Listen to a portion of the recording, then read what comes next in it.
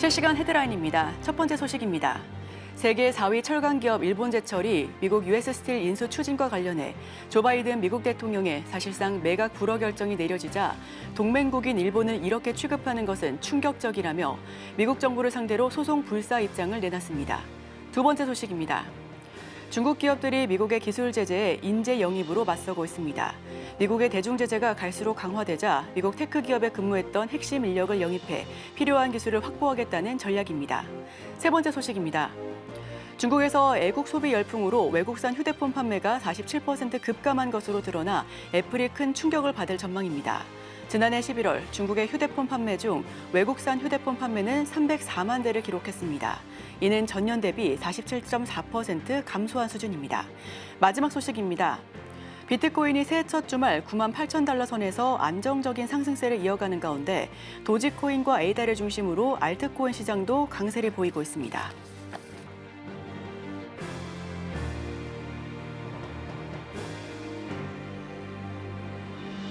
매일 아침 8시 성공 투자를 향한 힘찬 발걸음 출발 증시와이드 시작합니다. 진행을 맡은 이소연입니다. 지난주 금요일장 비증시 3대 지수는 일제히 상승하면서 장을 마무리 지었습니다. M7 기업들도 애플을 제외하고는 모두 오름세를 기록하면서 장을 마무리했는데요.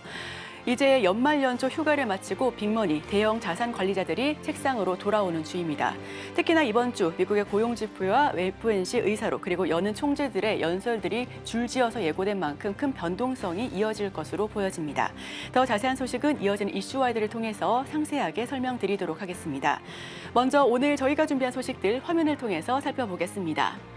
가장 먼저 아침에 읽는 어젯밤 미증시를 통해 미국의 차량용 인공지능 음성인식 솔루션 업체 세렌스가 엔비디아와 협력을 확대하겠다라고 밝히면서 주가가 140% 넘게 뛰었습니다. 이 부분 첫 소식으로 살펴보기로 하고요. 바로 이어서 변영희 대표의 이슈와이드를 통해 이번 주 빅 이벤트들이 줄지어서 예고된 만큼 강한 변동성 속에 어떤 전망과 전략을 세워야 할지 이야기를 나눠보도록 하겠습니다. 마지막으로 개장 전 리포트를 통해서 국내 증시 금요일장에서 시원하게 반등에 성공했는데요. 앞으로 어떤 모습을 보여줄지 상세하게 포인트 짚어보도록 하겠습니다. 자, 그럼 아침에 읽는 미증시를 통해서 간밤에 있었던 글로벌 소식들 상세하게 이야기 나눠보도록 하겠습니다. 인공지능 소식이죠. 김혜연 캐스터와 함께 하시죠.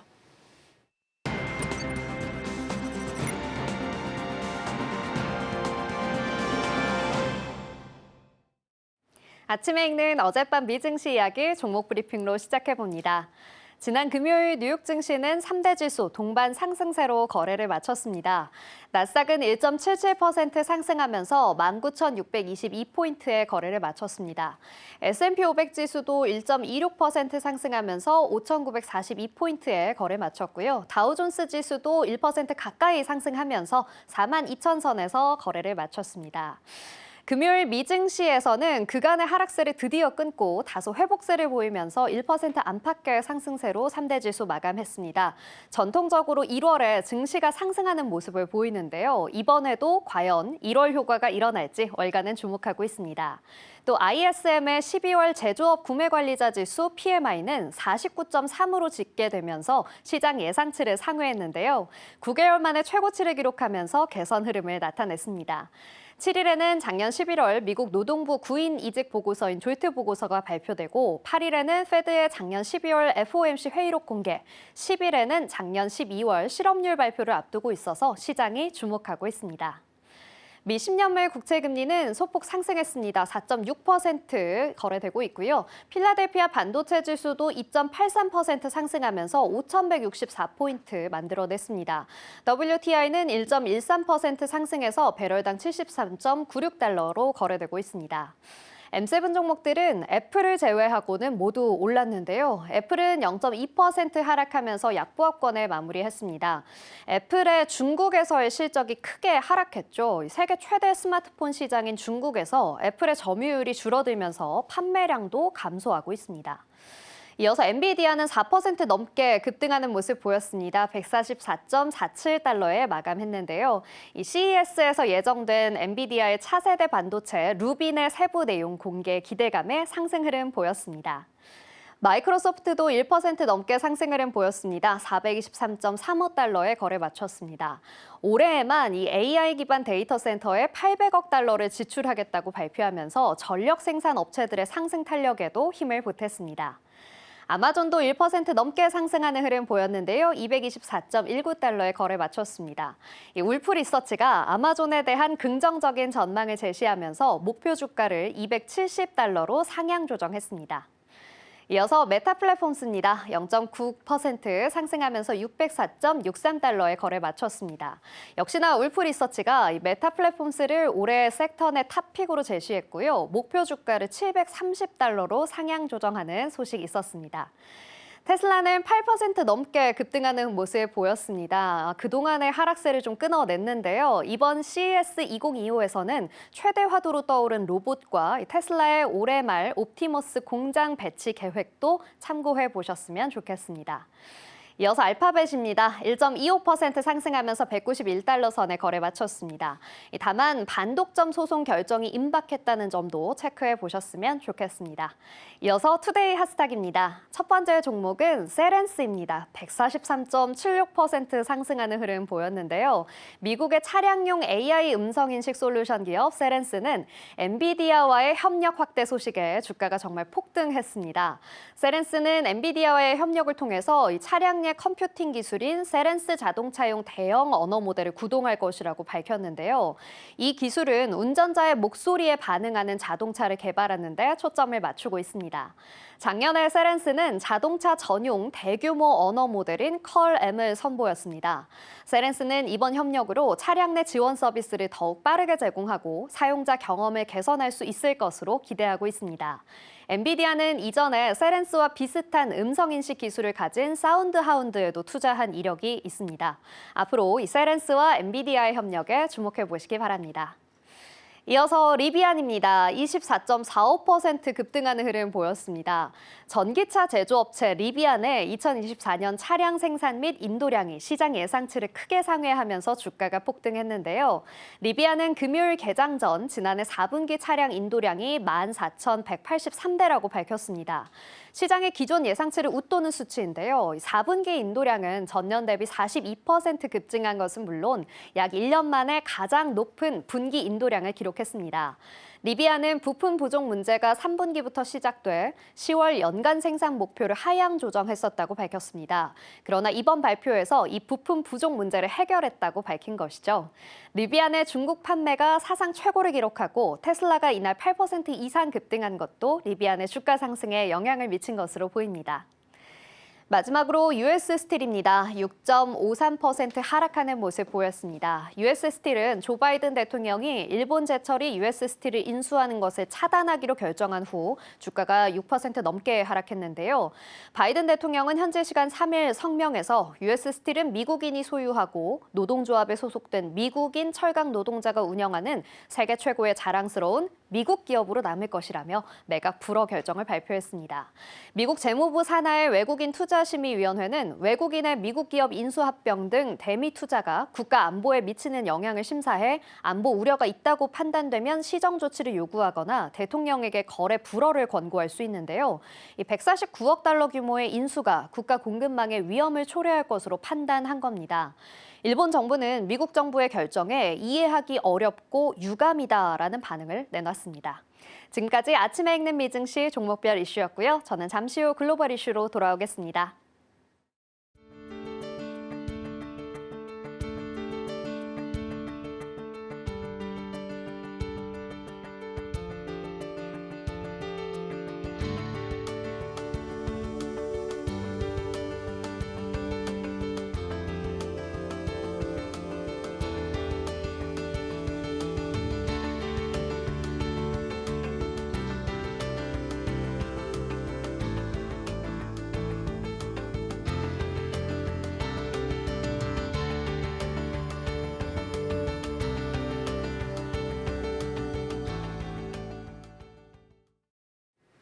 네, 서울경제신문이 선정한 글로벌 조간 브리핑 시간입니다. 화면을 통해 첫 소식 살펴보겠습니다. 이스라엘군이 팔레스타인 가자 지구를 공습해 하루 사이 최소 70명이 사망하고 수백 명이 부상을 당했습니다. 이스라엘군은 이번 주 하마스가 은신처 겸 테러 거점으로 사용한 북부 베이트-하눈 마을에서 작전을 수행했다라고 밝혔는데요. 이스라엘군의 공습은 카타르 도하에서 휴전 협상이 진행되는 와중에 계속되고 있습니다. 또 다만 가자 지구와 이집트 사이 필라델피 회랑의 이스라엘군 주둔 여부 등 핵심 쟁점에서 여전히 의견이 모아지지 않은 것으로 알려져 있습니다. 이스라엘은 지난해 11월 26일 60일간 휴전에 합의한 레바논 무장단체 헤즈볼라 역시 계속 공격하고 있는 모습입니다. 양측은 서로 상대가 휴전 협정을 수백 차례 어겼다고 비난하고 있습니다. 이어서 두 번째 소식입니다. 유럽 곳곳에서 극우 정당이 부상하며 리더십 위기가 대두된 가운데 오스트리아 총리는 이날 중도 우파 성향의 국민당과 중도 좌파 사회민주당의 연정 협상이 불발되면서 총리직에서 물러나겠다고 밝혔습니다. 이번 오스트리아 연정 협상 결렬은 유럽에서 극우 세력이 부상하고 있지만 기존 정당들이 이들과 손을 잡기를 꺼려하면서 안정적인 정부 구성이 어려워지는 현상을 반영하고 있습니다. 국민당과 사회민주당 사이의 이념차도 연정 협상 결렬의 원인으로 꼽히고 있는데요. 정부 리더십 공백 속에서 오스트리아는 3년 연속 침체를 겪을 것이다라는 불안감이 커져가고 있습니다. 자, 이어서 다음 소식입니다. 양자 컴퓨터가 미래 산업 혁신을 주도할 게임 체인저로 주목받고 있는 상황입니다. 구글이 최근 개발한 양자 컴퓨터가 슈퍼컴퓨터가 100자년, 즉 10자년이 걸려야 해결할 수 있는 문제를 단 5분 만에 풀 수 있다는 것이 알려지면서 관심 역시 고조되고 있는 건데요.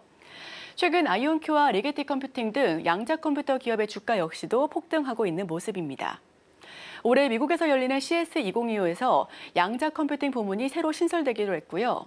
2030년 전후로 양자 컴퓨터 시대가 본격적으로 개화될 것이다라는 예측 역시 함께하고 있습니다. 양자 컴퓨터는 기존 컴퓨터로 해결하지 못하는 복잡한 문제를 빠르고 쉽게 해결할 수가 있습니다. 통상 컴퓨터는 0과 1로 구성된 숫자 조합을 순차적으로 계산해 작동하는 비트 형식이죠. 양자 컴퓨터는 0과 1을 동시에 처리할 수 있는 큐비트 기반으로 알려져 있습니다.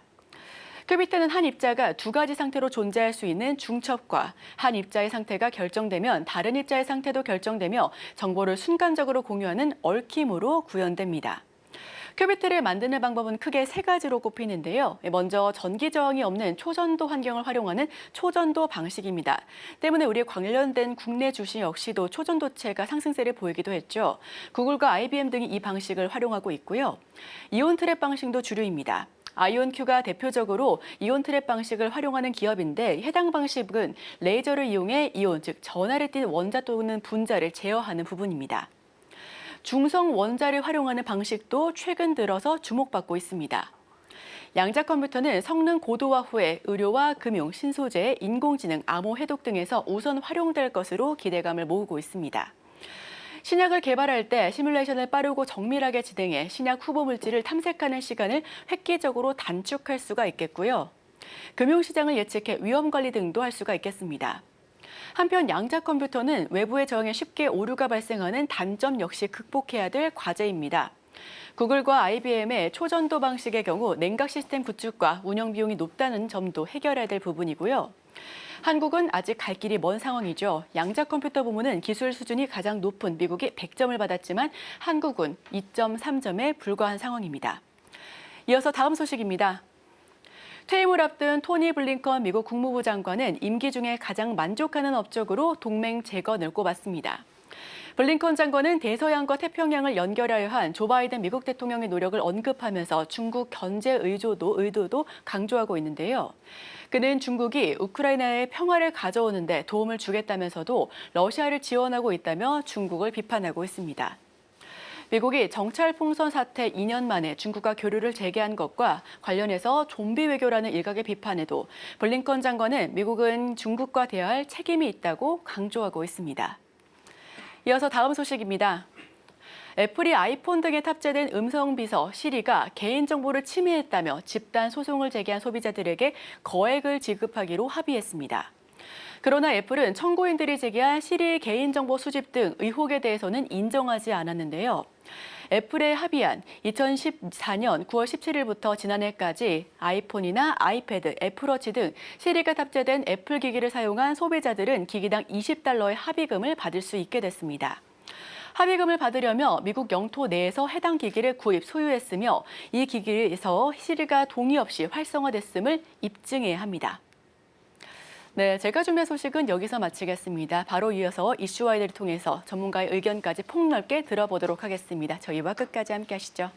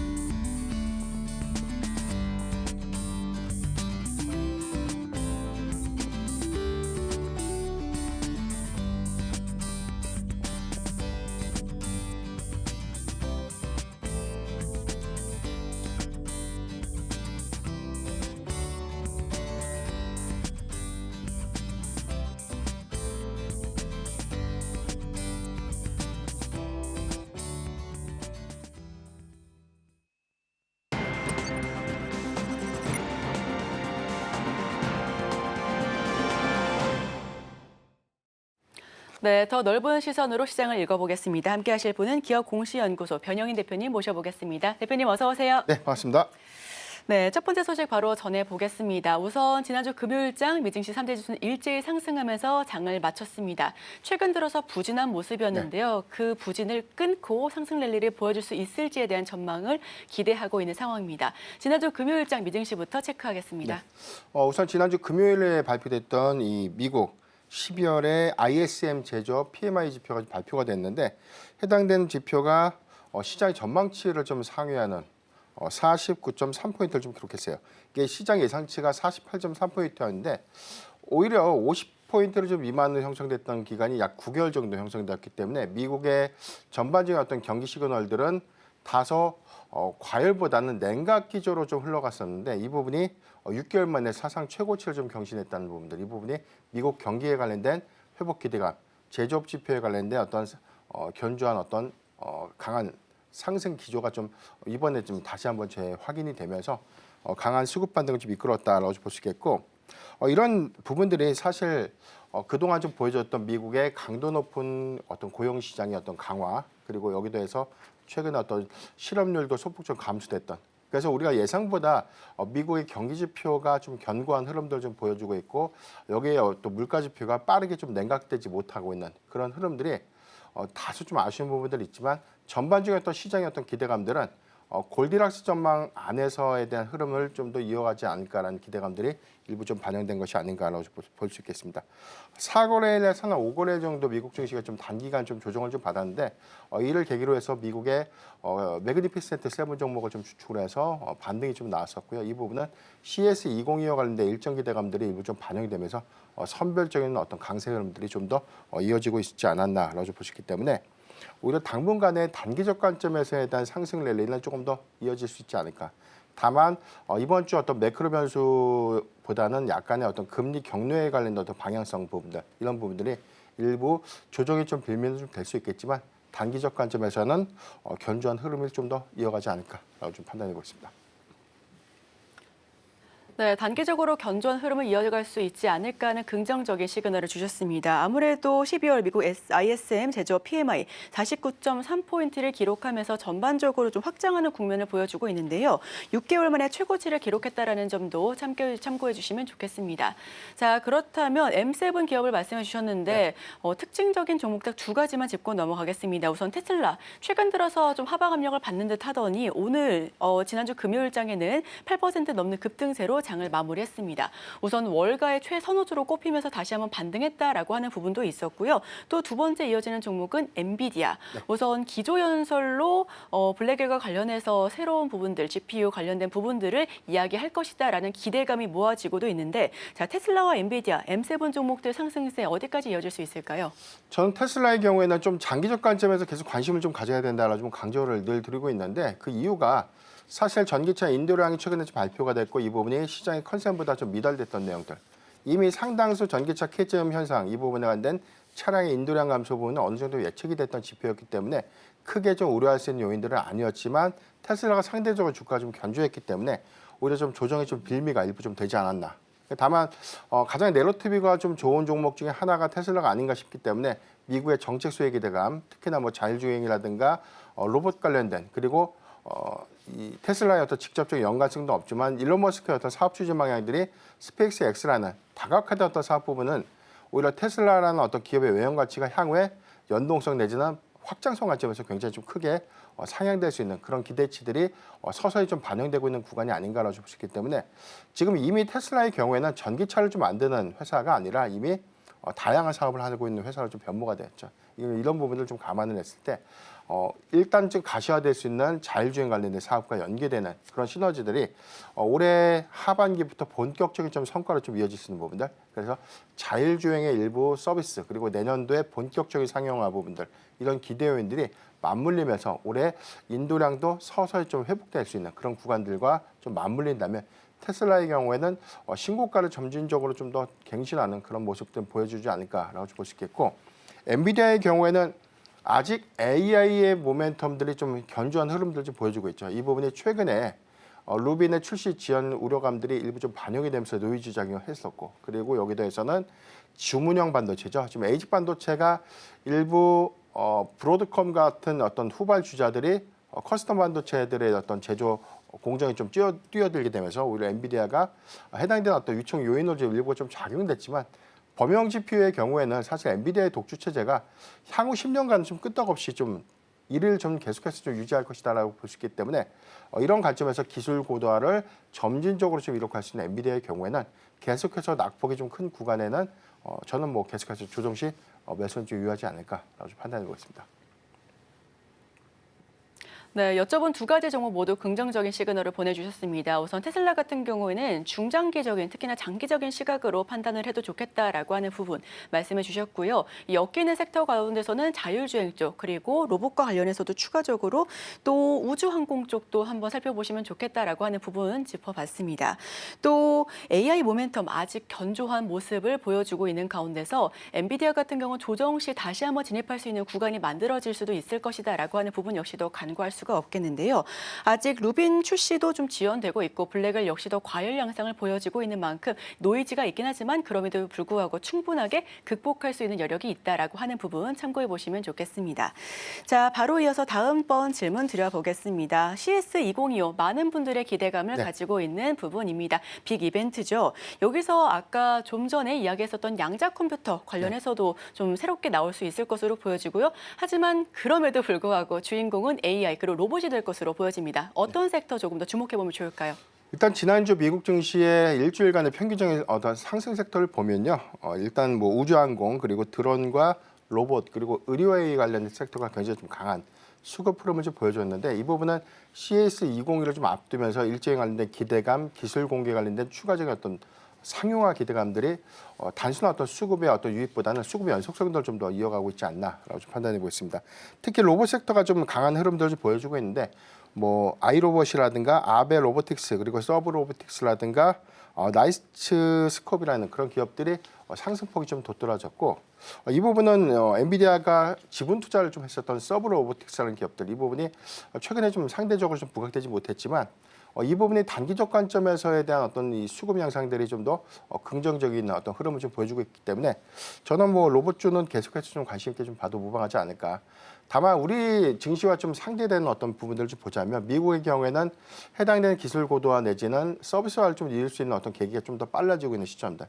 특히나 테슬라가 옵티머스에 관련된 내부 공정에 일부 좀 적용을 하는 부분들 이 부분이 국내보다는 미국에서 조금 더 빠르게 상용화될 수 있는 부분들. 그래서 해당되는 어떤 연동된 실적 기대 효과들이 좀 더 크기 때문에 기술의 어떤 선정 과정에서는 로봇 섹터가 앞으로에 관련된 단순 기대감보다는 성장성을 이미 좀 확보할 수 있는 진입 초기에 관련된 기대감들을 이번 CES 2025를 통해서 좀 더 확대되지 않을까라고 볼 수 있겠고 대체적으로는 좀 드론 섹터가 좀 강한 흐름들을 좀 보고 있는데 크게는 UAM이죠. 우리가 좀 도심항공 모빌리티라고 하고 있는 최근 2개년간의 CES 행사에서 우리가 좀 많이 볼 수 있었던 수직 이착륙기가 점진적으로 향후 한 2년 안에는 상당히 좀 보편화된 어떤 운송 수단이 좀 될 수 있을 것이기 때문에 이번에 뭐 2년 후에 좀 개최되고 있는 LA 올림픽에서도 해당되는 어떤 시범 운항이 아니라 본격적인 어떤 상용화 운행을 좀 가셔야 했기 때문에 해당되는 수직 이착륙기에 관련된 기술 고도 부분도 관심 있게 좀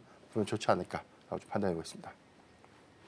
네, 우주항공도 그렇고요. 드론과 로봇, 의료 AI 쪽 살펴보시면 좋을 것 같은데 특히나 로봇 쪽은 반드시 짚어보시면 좋을 것 같고 추가적으로 드론 역시도 계속해서 랠리를 이끌고 있습니다. 여기서 제가 갑작스럽게 궁금한 부분이 있는데 2년 안에 하늘을 나는 택시 대표님 타실 수 있으실까요? 일단은 안전성만 좀 겸비해 준다면 좀 충분히 탈 수 있을 것 같은데 이게 좀 관건은 관제예요. 우리가 모든 비행이라는 게 사실 뭐 단순하게 우리가 지금 현재 헬기가 운행하는 게 헬기 추락 사고가 상당히 많은 편은 아니거든요. 네, 맞습니다. 다만 이 부분이 기상에 관련된 이슈, 그다음에 항공 역시도 정해진 하늘 길을 좀 따라서 좀 가야 되는. 그래서 만약에 추락의 위험도가 있다고 하더라도 이게 민가 지역을 좀 피해야 되는 그런 어떤 이동 경로를 좀 택해야 하기 때문에 이런 관제 시스템과 좀 밀접한 어떤 연계성을 좀 보여준다면 헬기보다 조금 더 안전한 운송 수단이 좀 되지 않을까. 다만 이 부분이 가격 제한이라든가 상용화 관점에서 얼마만큼 경제적 어떤 효율성을 좀 가져갈 것인가 이 부분이 의문이지만 저는 이게 앞으로에 대한 미래 산업이라기보다는 5년 안에 가까워질 수 있는 대체적인 어떤 운송 수단이라는 점 우리가 참고하면 좋을 것 같습니다. 네, 들어보면 보안과 네트워크, 통신 역시도 함께 올라갈 수 있는 그런 여지가 있어 보입니다. 자, 이번 주는 미국 FOMC 회의로 그리고 고용 지표가 공개될 예정입니다. 이번 주 빅 이벤트를 앞둔 만큼 변동성이 역시 강할 수 있을 것으로 보여지는데 우선 미국 연준 지급 준비금 3조 달러 아래로 떨어지면서 양적 긴축을 종료할 수 있겠다라고 하는 부분 역시도 나오고 있는데요. 앞다퉈서 여는 총재들의 발언 역시도 준비되어 있는 상황입니다. 이에 관련해서 우리 방향성 어떻게 짚어봐야 될까요? 예, 전체적인 어떤 상황들, 여러 가지 상황들을 먼저 고려를 좀 해야 될 것 같은데 우선 12월 달에 좀 발표됐던 11월 지표를 좀 우리가 확인해 보면 일단 CPI, PPI 지표가 시장 전망치보다 소폭 좀 상회를 했었고요.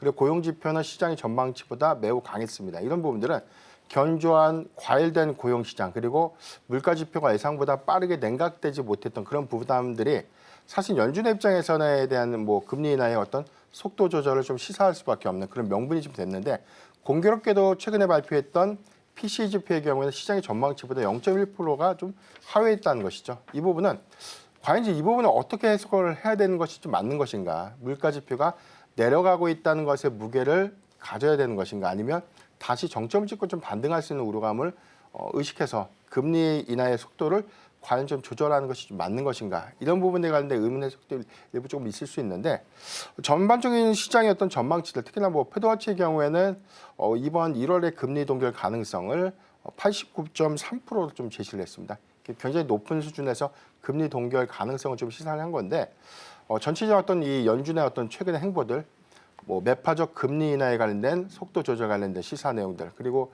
일부 완화적 입장을 좀 표명했던 연준 인사들의 경우에는 금리 인하의 경로 뭐 조금 더 완화될 수 있다라고 좀 다르게 좀 해석됐던 부분들이 일부 있었기 때문에 조심스럽지만 저는 1월까지는 그래도 동결 가능성을 좀 더 커지지 않을까. 다만 이 기조가 금리 인하의 어떤 경로가 저는 뭐 이외로 지금 현재는 좀 축소돼서 좀 더 제시가 됐지만 해당되는 것들은 오히려 점도표는 조금 더 상향될 수 있을 것 같아요. 4회에서 2회로 축소된 것이 아니라 우리가 좀 올해 하반기에 경험을 했던 것처럼 2회보다는 좀 더 완화된 뭐 3회에서 많게는 4회까지의 그런 부분들은 전반적인 어떤 물가 지표, 고용 시장의 어떤 상황들에 따라서 유기적으로 좀 변동될 수 있는 그런 상황들 아닌가라고 좀 판단하고 있습니다. 네, 결국은 어느 정도 시간이 흘러봐야 알 수 있는 지표들도 있고요. 점도표상으로는 작년 말에는 4회에서 2회 가까이 줄어들 것이다라고 이야기를 했지만 그거 역시도 수정될 수 있는 부분입니다. 자, 금리 인하 같은 경우는 패드워치 상으로 1월 달은 90% 가까이 동결을 외칠 것으로 보여지고 있습니다. 연준 위원들 내부에서도 금리 인하는 당분간 중단할 것이다라고 하는 이야기 역시도 속속들이 나오고 있는데요. 그렇다면 금리 인하와 관련된 기술주 소식 한번 이야기해 보겠습니다. 우선 애플을 제외하고 모두 올랐는데 그렇다면 애플만 내려간 거잖아요. 애플 같은 경우 시총일이 기업이기도 하고 그동안에 기대감을 많이 모은 만큼 실망감도 큰 것으로 보여집니다. 우선 중국에서 외국산 휴대폰 판매 관련해 47%나 급감했다라는 소식이 전해져 왔고요. 애플은 어느 정도 악재를 반영하고 있는 모습인데 애플의 주가는 앞으로 어떻게 될까요? 네. 애플이 주가가 빠질 때 나왔던 이야기가 항상 나왔던 얘기죠. 애플이 조정을 받던 계기가 중국에서 아이폰 출하량이 감소하고 있다. 이런 시그널들이 나오면서 주가의 어떤 조금 더 단기 조정들이 좀 더 길어지는 그런 흐름들을 보여주고 있는데 공교롭게도 해당되는 구간이 매수 기회입니다. 그러니까 시간을 좀 지나고 보면 일단 뭐 중국의 출하량 감소에 대한 어떤 이슈는 오늘 내일의 문제가 좀 아니었었죠. 작년과 좀 동일한 양상을 보면 아이폰 1호 시리즈가 처음에 출시될 때 시장의 기대치보다 좀 외면받던 흥행 기조를 좀 보여줬고 중국에서 초기 한 1분기 내지 2분기까지에 관련된 어떤 약진 출하량이 좀 감소됐던 그런 우려 요인들이 오히려 좀 3분기, 작년 3분기를 기점으로 해 할인 정책 효과 좀 맞물리면서 애플이 또 사상 최대 실적을 좀 기록했던 계기가 좀 되었는데 이번에 아이폰 16 시리즈의 경우에는 사상 처음으로 AI 전략을 좀 택한 스마트폰의 어떤 출하라는 관점에서 기대감들이 굉장히 좀 커졌었지만 해당되는 어떤 이슈가 사실 반감됐던 가장 큰 이유, 판매량이 급감하게 된 가장 큰 원인은 사실 초기에 인텔리전스의 탑재가 좀 지연됐던 이유가 저는 좀 가장 크다라고 볼 수 있겠고 두 번째는 주요 언어 모델, 특히나 중국어를 좀 기반으로 하는 언어 모델들이 올해 작년 연내까지 반영된 게 없어요. 이 업데이트분이 아마 올해 상반기에 좀 완료가 될 것이다라고 좀 예상이 좀 되고 있는데 주요 언어 모델 또한 지원이 되지 않은 상태에서 사실 껍데기만 출시된 것이 아닌가라는 어떤 의구심들이 사실 초기 출하량의 어떤 참패 내지는 좀 감소 요인으로 좀 이어졌는데 올해 1월 초를 좀 기점으로 아이폰 16 시리즈의 중국 내 대규모 좀 할인 행사가 좀 있었기 때문에 해당된 실적 기조에 대한 체크 포인트 한번 좀 확인을 좀 해봐야 되겠다라고 볼 수 있겠고 지금 중국의 정보통신기술원이 좀 밝힌 11월 데이터를 보면 외국산 스마트폰에 대한 이 시장 점유율 출하량이 전년 동기 대비해서 47.4%가 좀 감소됐다. 그래서 이 데이터를 특히 뭐 애플을 좀 지칭한 것은 아니지만 대다수 해외 스마트폰의 대다수에 대한 시장 점유율을 좀 구성하고 있는 애플의 타격이 좀 예상된다라는 그런 어떤 노이즈가 일부 좀 반영이 좀 됐는데 전체적인 또 내용들 좀 다른 내용들이 있어요. 그러니까 카운터포인트의 경우에는 뭐 4분기 애플의 중국 출하량들이 스마트폰 점유율 관점에서 1위를 탈환했다. 이런 어떤 내용들이 나왔기 때문에 과연 어떤 데이터가 좀 더 정확한 것인가 이 부분은 실적 기조를 통해서 확인을 좀 가능하겠지만 예상과 좀 다른 감소 요인이 있었다면 사실 아이폰 16의 인텔리전스 탑재 지원이 가장 큰 이슈가 된 만큼 올해 전 충분히 상반기 안에 아이폰 1호 시리즈와 좀 유사한 흐름들 언어 모델이 대규모 업데이트가 좀 완료되는 그런 시점이라면 충분한 어떤 판매량을 좀 더 기록하면서 실적을 좀 견인하지 않을까라고 좀 판단해 보겠습니다. 네, 애플이 중국과 엮이면 항상 하락을 하는데요. 오히려 아이러니하게 그 시점이 매수의 기회가 될 수 있다라고 하는 부분 이야기를 나눠봤습니다. 이와 관련해서 올해 상반기에도 충분히 랠리가 가능하다라고 하는 부분 역시도 참고해 주시면 좋을 것 같습니다. 자, 그럼 추가적으로 중국 이야기 들어가 보시죠. 중국 1월 지준율 인하 가능성을 이야기하고 있습니다. 설 전에 200조 원 넘게 풀 수가 있다라고 하는 부분과 더불어서 지준율을 인하하고 공무원 연봉을 인상하겠다라는 소식을 전해왔는데요. 중국이 이렇게 돈을 많이 풀고 유동성 공급이 활발해진다면 우리한테도 좀 긍정적인 여파가 올까요? 그렇죠. 일단 지준율 인하 관점에서는 원래 12월 달에 일부가 좀 나올 수 있을 것이다 기대치 일부 있었지만 이 부분이 만약에 12월에 이루지 못한다면 1월이 뭐 기정사실화될 것이라는 전망인데 저도 1월에는 설 이전에 경기 부양책에 관련된 어떤 결정적인 지준율 인하 결정이 좀 확정되지 않을까.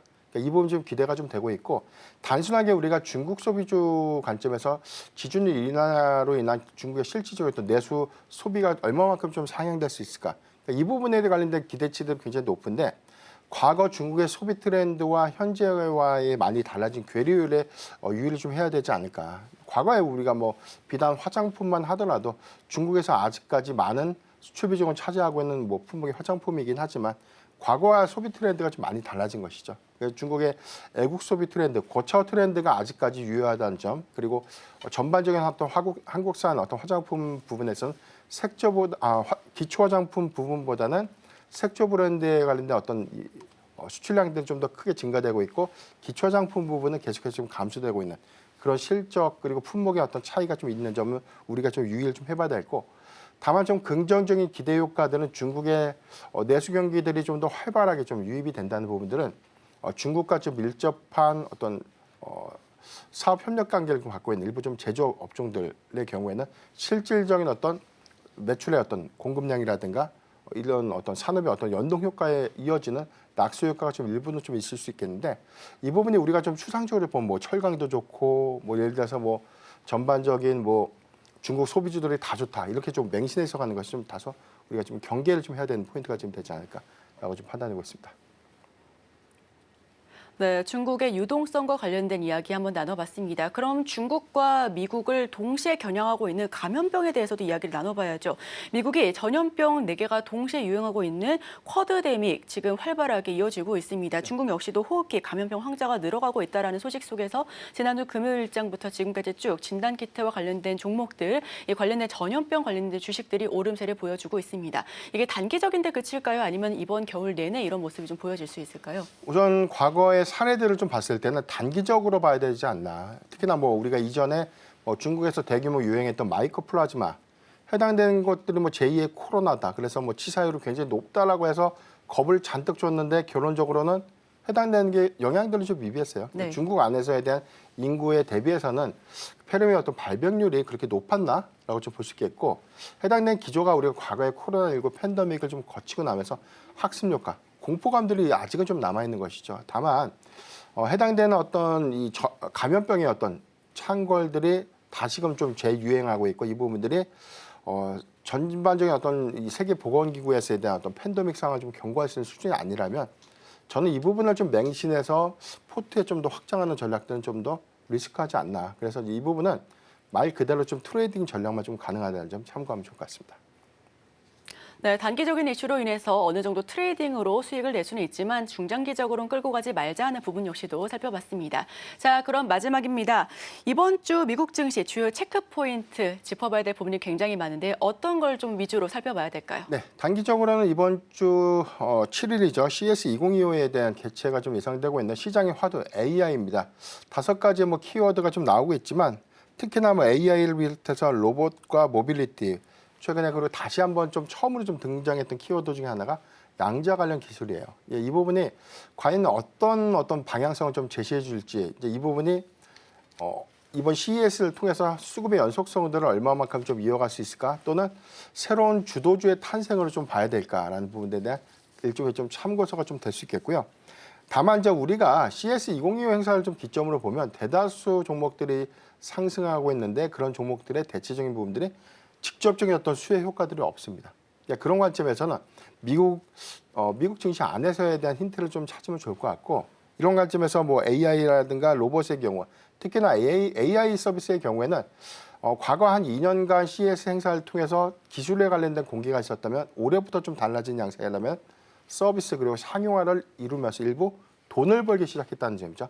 이 부분이 서서히 주가에 좀 반영되고 있는 그런 흐름들에 대한 차이가 좀 있겠고 국내도 미비한 성과지만 이미 상용화 단계에 좀 접어들고 있는 몇몇 기업들 이런 부분들의 향후 성과도 계속해서 좀 주목을 해봐야 되지 않을까. 로봇의 경우에는 너무나 좀 적용 요소가 좀 다릅니다. 산업용, 그다음에 뭐 의료용, 그다음에 뭐 웨어러블, 특히나 우리가 이제 완성형이라고 불리는 뭐 휴머노이드. 근데 휴머노이드 로봇의 경우에는 아직 우리가 100% 우리가 모든 일상생활에 좀 적용될 수 있는 어떤 수준의 기술 구현 단계는 아니기 때문에 충분한 저는 뭐 기술 고도화라든가 기술 선정 관점에서는 향후에 개별된 어떤 종목들의 옥석 가리기는 좀 더 이어지지 않을까라고 보시겠고 이런 관점이라면 저는 오히려 테슬라를 좀 탑픽으로 해서 좀 계속해서 좀 관심 있게 좀 봐도 무방하지 않을까. 그리고 양자 관련 기술의 부분은 이번에 이 구글의 어떤 전략들 그리고 마이크로소프트의 어떤 전략들 같은 향후의 어떤 양자 컴퓨터 기술을 통해서 얼마만큼에 대한 기술 고도화 내지는 상용 가능한 시점들을 얼마만큼 좀 제시해 줄 수 있지. 반대적으로는 양자 컴퓨팅 기술의 어떤 부각으로 인해서 해당되는 보안 체제를 우리가 좀 구성할 수 있는 양자 암호 보안 기술 이 부분에 관련된 관련주들도 관심 있게 좀 보면 좋을 것 같은데 양자 암호 관련된 기술의 경우에는 국내에서 실질적인 어떤 수혜주가 굉장히 없습니다. 그렇다면 이제 통신 3사 SK텔레콤, KT 그리고 LG U+가 좀 대안될 수 있는데 이런 관점에서 SK텔레콤이 가장 유력한 기술을 좀 보유하고 있는 그런 관점에서는 좀 탑픽으로 제시를 해드리겠습니다. 네, 각 섹터별 탑픽 종목들까지 살펴봤습니다. 우선 AI 그리고 로봇, 양자 컴퓨터까지 다체적으로 살펴보시면 좋을 것 같은데요. 자, 오늘 정리한 이슈들 화면을 통해서 다시 한번 살펴보겠습니다. 네, 변영희 대표의 이슈와이드 이벤트에 따른 미증시 전망과 전략, 기술주 중심의 선별적인 수급 유입에 대한 기대감과 일정들을 주목해 보실 필요가 있어 보입니다. 로봇 섹터 단기적으로 상승폭을 확대해 나갈 것으로 보여지는데 수급에 대한 연속성은 반드시 확인을 해 보셔야 될 것 같고요. 미국 증시가 상대적으로 과열권에 따른 매크로 변수를 보여주고 있는 만큼 계속해서 주시하실 필요가 있어 보입니다.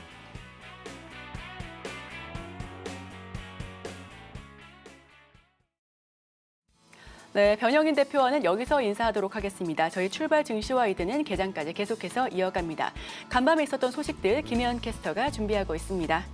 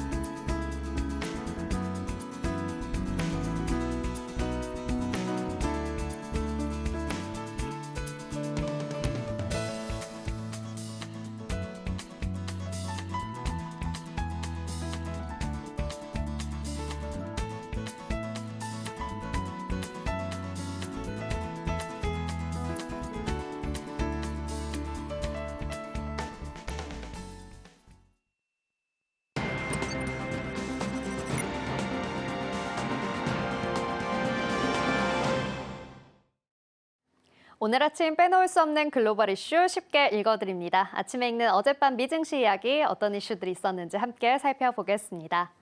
첫 번째 소식입니다. 미국 S&P 500 지수가 올해 13% 이상 상승할 것이라는 전망이 월가에서 나왔습니다. 다만 월가의 주요 IB들은 지난해와는 달리 올해는 중소형주가 증시를 이끌 가능성이 높다는 예상이 많았습니다.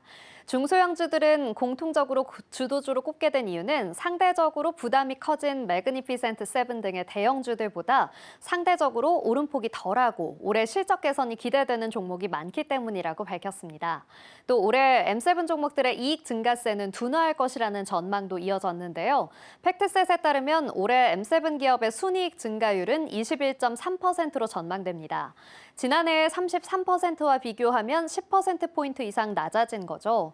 블랙록 인베스트먼트 인스티튜트는 대형 기술주는 밸류에이션이 많이 높아졌지만 다른 업종은 낮아졌다고 말했습니다. 또 피델리티는 미국 중형주 등 인공지능 열기에 소외된 종목들을 살펴보기를 권한다라고 조언했고 프랭클린 템플턴도 올해 글로벌 주식시장의 주도권은 대형 기술주보다는 다른 업종이 될 것이라고 내다봤습니다.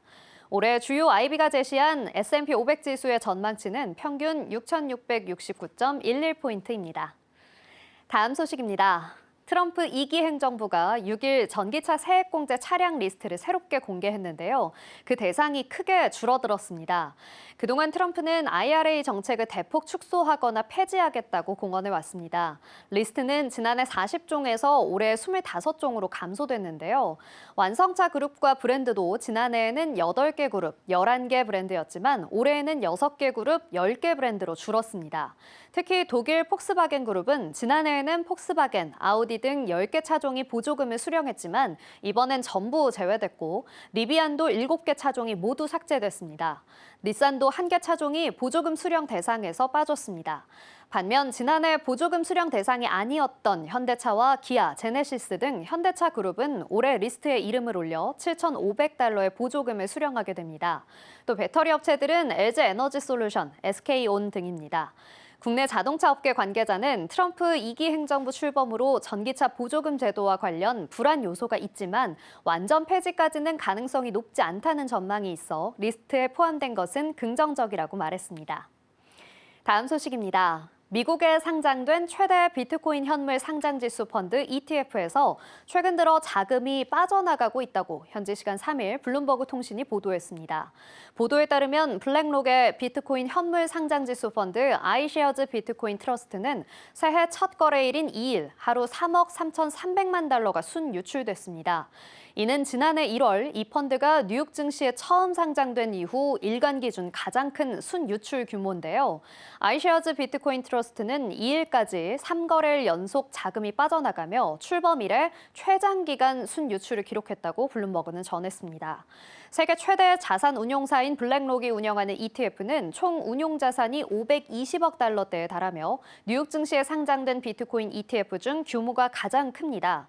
출범 이후 1년간 꾸준히 신규 투자금이 유입되며 비트코인 가격이 지난달 사상 처음으로 10만 달러를 돌파할 수 있게 한 주된 동력을 제공해왔다는 평가를 받고 있지만 지난해 가파른 상승세를 이어온 비트코인 가격이 숨고르기에 들어섰음을 가리킨다고 블룸버그는 설명했습니다. 다음 소식입니다. 유나이티드 항공은 2월에 일론 머스크의 스타링크를 기내 인터넷 서비스로 시험 운영을 시작할 예정이며 이번 봄에는 엠브라에르 E175 항공기가 운항하는 상업용 항공편에 이 네트워크 서비스를 먼저 제공할 예정이라고 밝혔습니다. 항공사는 2025년 말까지 전체 지역 항공기에 이 서비스를 제공하고 연말까지 주요 노선에 스타링크 지원 항공기를 처음으로 투입할 계획입니다. 유나이티드 항공 측은 성명을 통해 스타링크를 결국 모든 항공편에서 이용할 수 있게 될 것이라고 밝혔습니다. 하지만 모든 승객이 무료 와이파이를 사용할 수 있는 것은 아닌데요. 항공사 측은 마일리지 플러스 회원들만 무료로 접속할 수 있다고 밝혔습니다. 작년에 유나이티드 항공은 향후 수년에 걸쳐 1,000대가 넘는 전체 항공기에 기내 인터넷 서비스를 제공하기 위해 스타링크와 계약을 체결했는데요. 스페이스X의 한 사업부인 스타링크는 인터넷 접속이 거의 없거나 전혀 없는 전 세계 농촌 지역의 소비자와 가구를 넘어 서비스 범위를 확대하고자 하는 일환으로 여러 항공사와 계약을 맺고 기내 인터넷 서비스를 제공하고 있습니다. 마지막 소식입니다. 미국의 인플레이션은 지난 2년 동안 꾸준히 완화됐지만 10월과 11월에 약간의 정체가 있었습니다. 가솔린, 중고차, 에너지와 같은 품목의 가격은 모두 하락하기도 했습니다. 그러나 식품 가격은 인플레이션을 계속 앞지르며 2019년 이후 28% 증가했다고 합니다. RR 도넬리가 2024년에 실시한 설문조사에 따르면 소비자의 85% 이상이 식료품 가격 상승으로 좌절감을 느낀다고 답했고 3분의 1 이상은 돈을 아끼기 위해 품목을 덜 사기로 했다고 답했습니다. 이렇게 식품 가격의 상승은 앞으로도 계속될 것이라는 전망이 우세합니다. 인플레이션의 하락으로 크게 가격이 상승하지는 않겠지만 한 번 오른 식품 가격은 전반적으로 가격이 떨어지는 경향을 보이지는 않는다는 겁니다. 전문가들은 정책 개입이 식품 가격에 영향을 미칠 수 있는지에 대해서는 회의적인 입장을 밝혔는데요. 또 관세가 식품을 포함한 모든 것을 더 비싸게 만들 것이라며 거기에 대량 추방까지 이어지게 되면 소비량이 감소하게 되면서 점차 경제에 해를 끼치게 될 것이라고 말했습니다. 지금까지 아침에 읽는 어젯밤 미증시 글로벌 이슈였습니다.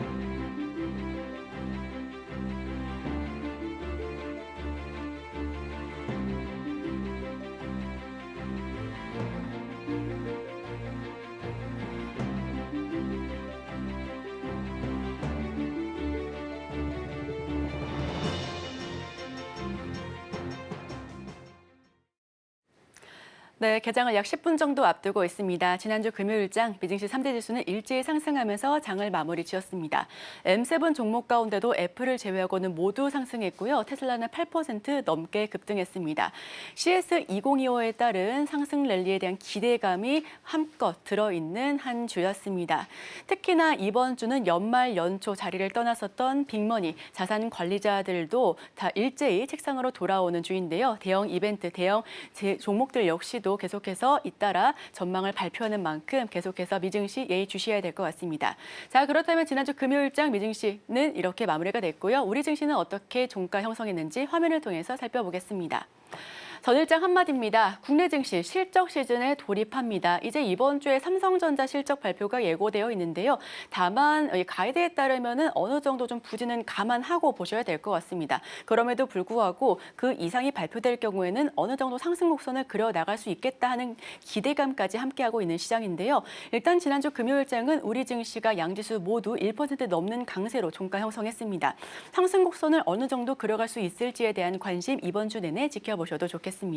자, 그렇다면 움직였었던 테마들도 살펴봐야죠. 첫 번째 소식들 짚어보시죠.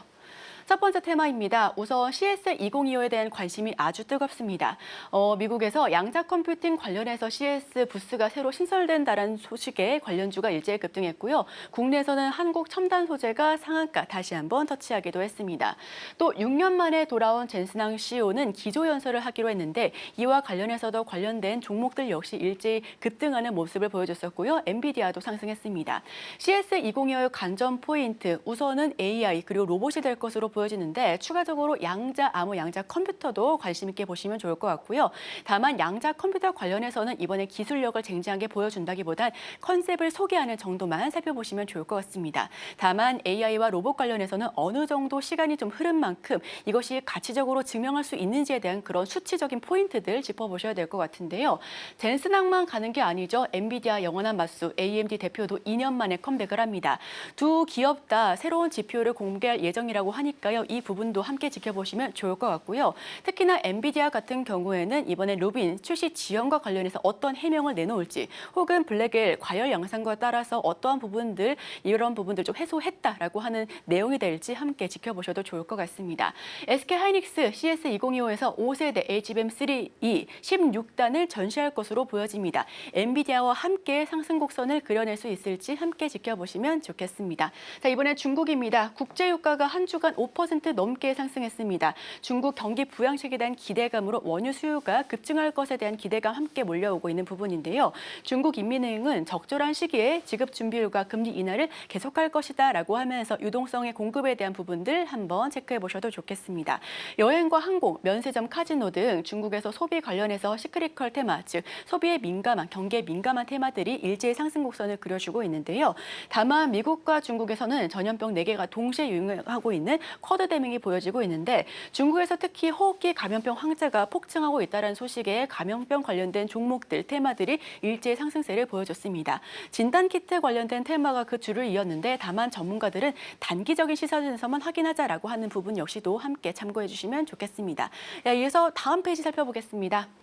네, 이번에는 IRA 보조금 당첨 소식 전해드립니다. 현대차 5종 확정 지었는데요. 이에 따라서 에코프로 등 2차 전지가 지난주 금요일장 강세를 보였습니다.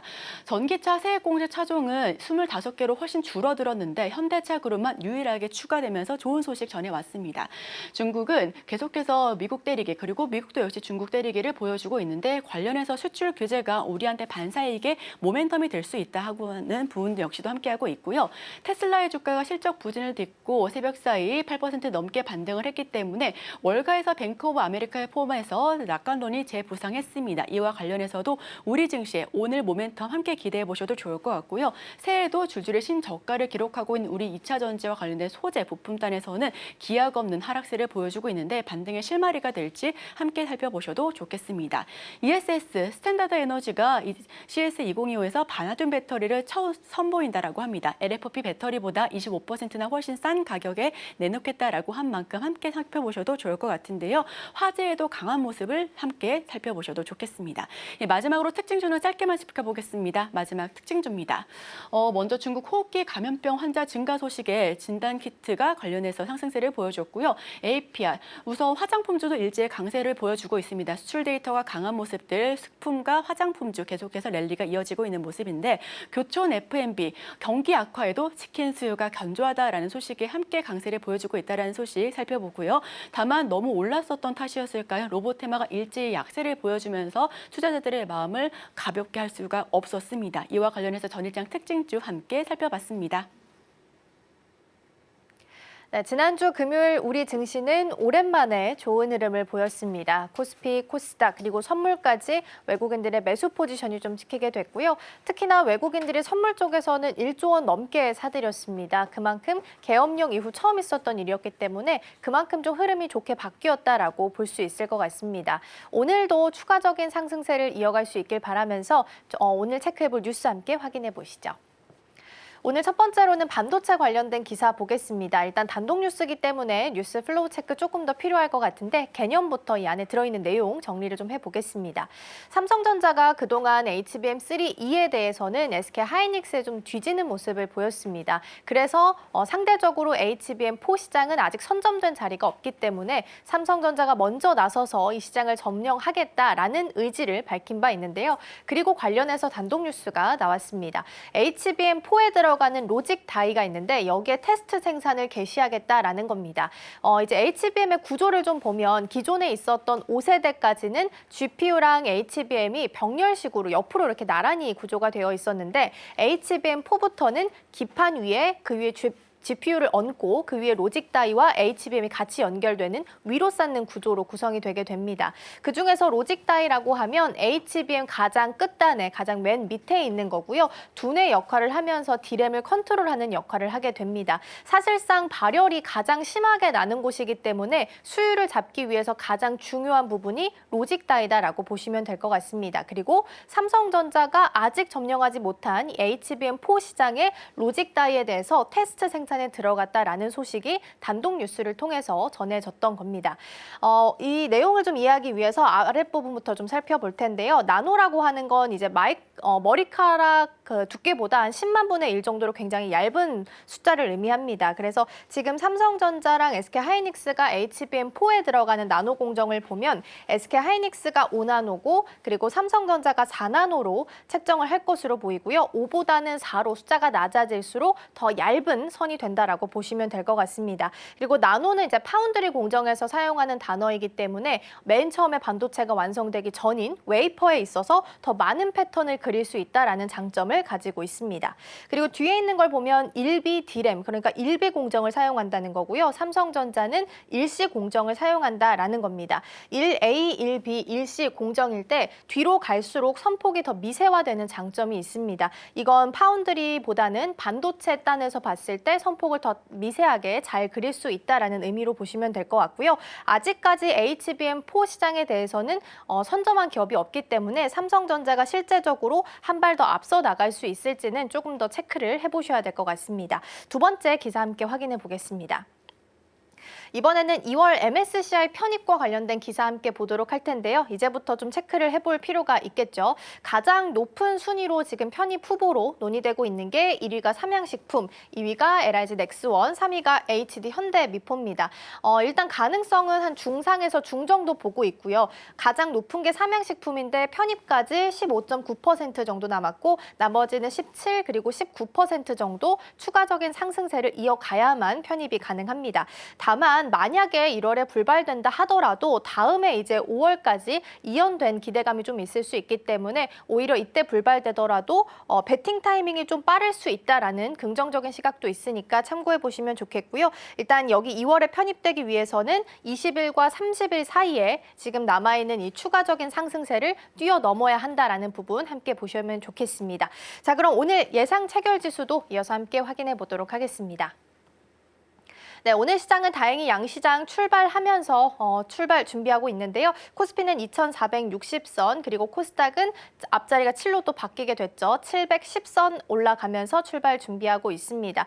여전히 이제 코스피 시장에서는 외국인 투자자가 금요일에 좀 들어와 줬기 때문에 오늘 시장도 추가적으로 좀 들어와 준다면 상승세 이어갈 수 있을 것으로 보이고요. 코스닥도 마찬가지입니다. 이쪽에서는 시총이 코스피보다는 더 작은 종목들이 많이 있기 때문에 외국인 매수세만 유입되게 된다면 710선보다도 훨씬 더 크게 종가 형성할 수 있을 것으로 전망됩니다. 오늘 시장 문 열고 돌아오도록 하겠습니다.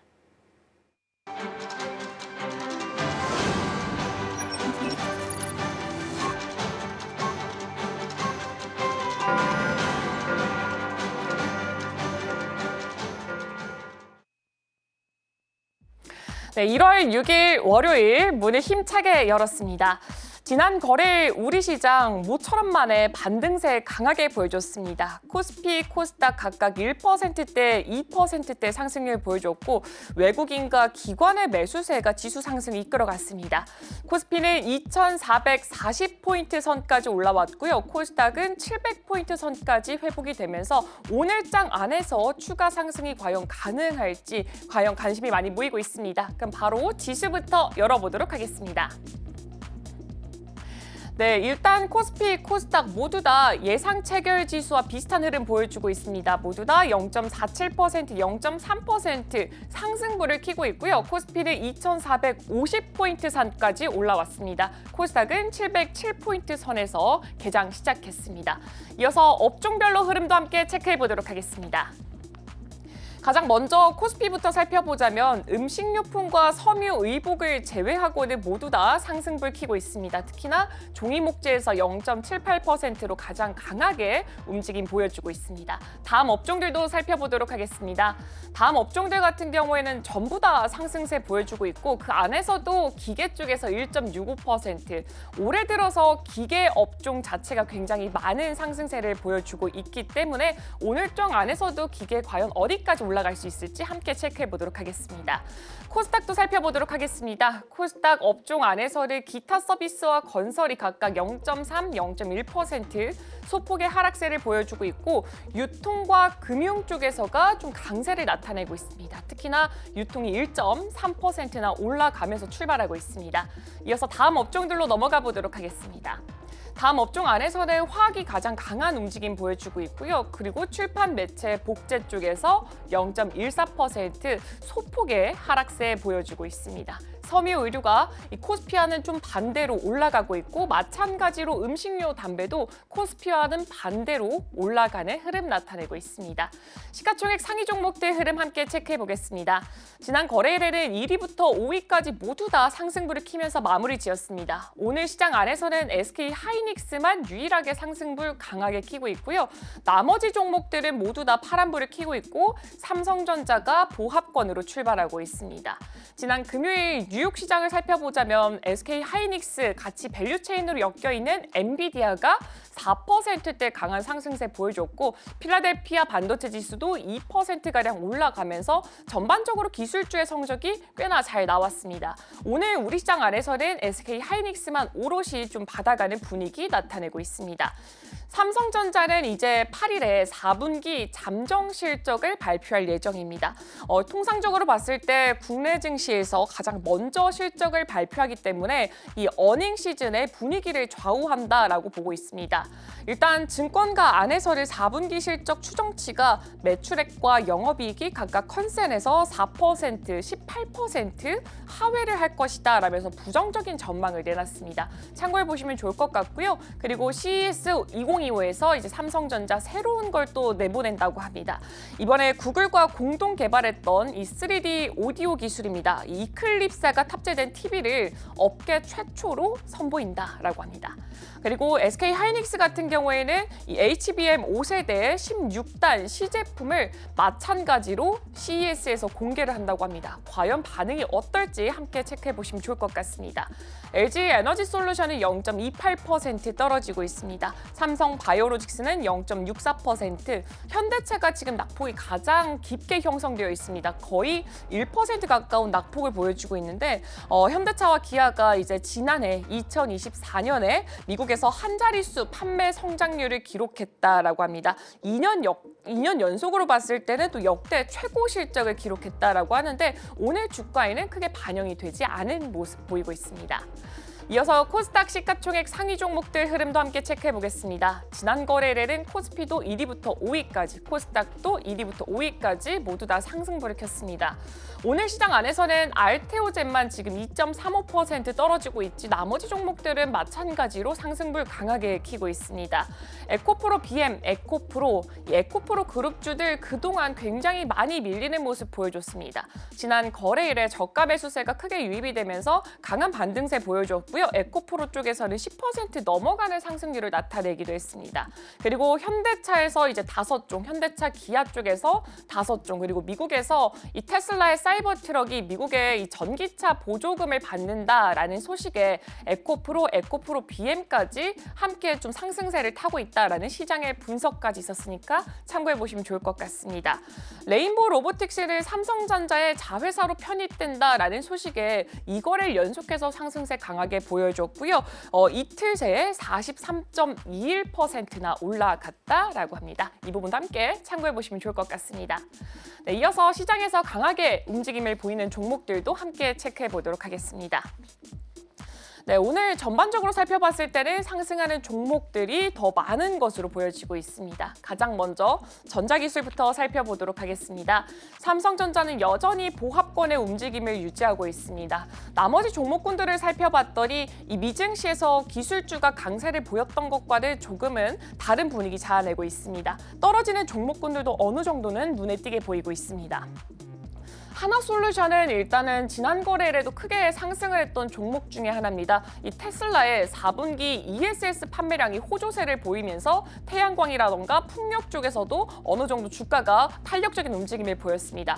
오늘장 안에서는 1.8%가량 좀 빠지는 모습 나타내고 있습니다. 그리고 이수페타시스 같은 경우에는 1월 7일 오전 10시쯤에 이 소액 주주연대와 직접 만나서 현재 지금 갈등을 빚고 있는 사안에 대해서 이야기를 나눈다라고 합니다. 이 소액 주주연대 쪽에서는 이 제2호 인수 철회에 대해서는 그 어떤 의견도 변하지 않을 것이다 라면서 조금은 강경한 입장을 보여주고 있고요. 협상 결과에 따라서 임시 주주총회를 소집할 예정이다라고 합니다. 현재 주가는 0.7%가량 올라오고 있습니다. 그리고 LG 디스플레이 같은 경우에는 지금 증권사에서 4년 만에 흑자 전환이 가능할 것이다라는 긍정적인 전망을 발표를 했습니다. OLED 사업이 고도화가 되고 또 인력 효율화가 성과를 내기 시작한 게 바로 4분기였다라는 것을 좀 그 이유로 들 수가 있을 것 같습니다.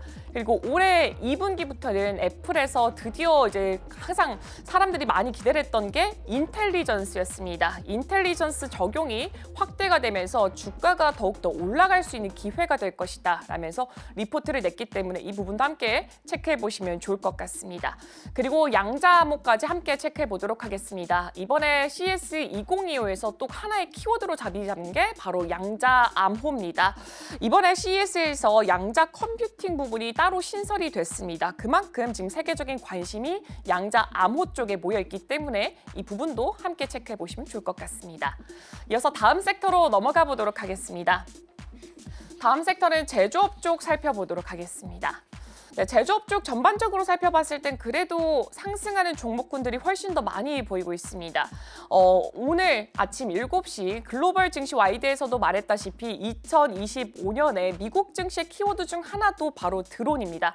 드론 같은 경우에는 지난 거래일에도 우리 증시 안에서도 관련된 종목군들의 움직임 크게 보여줬습니다.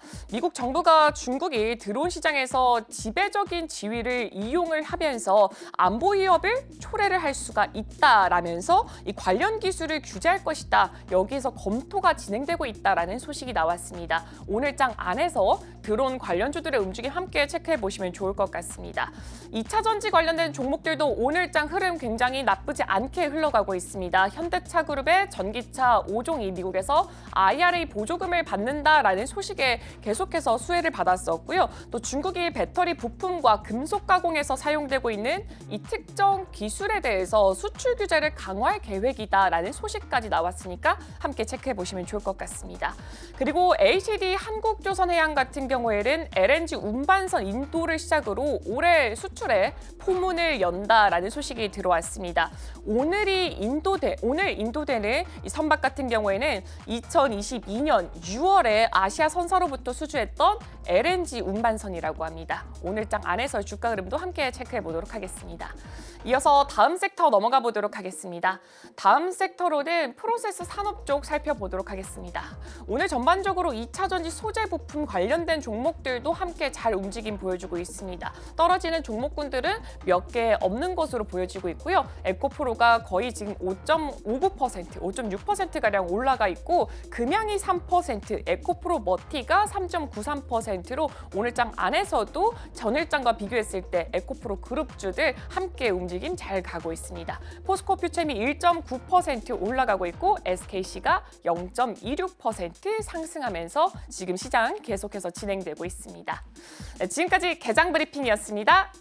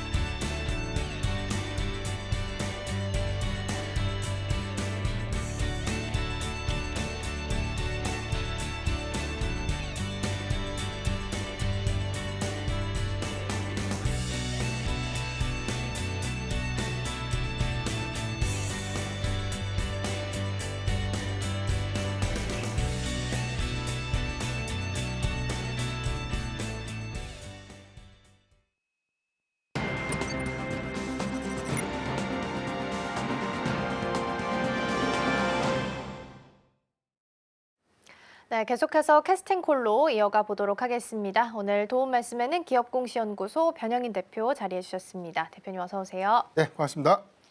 네, 월요일 한 주가 또 시작이 됐고 금요일 이어서 분위기 좀 이어갔으면 좋겠다라고 생각했는데 일단 강보합 수준에서 양시장 출발은 했습니다.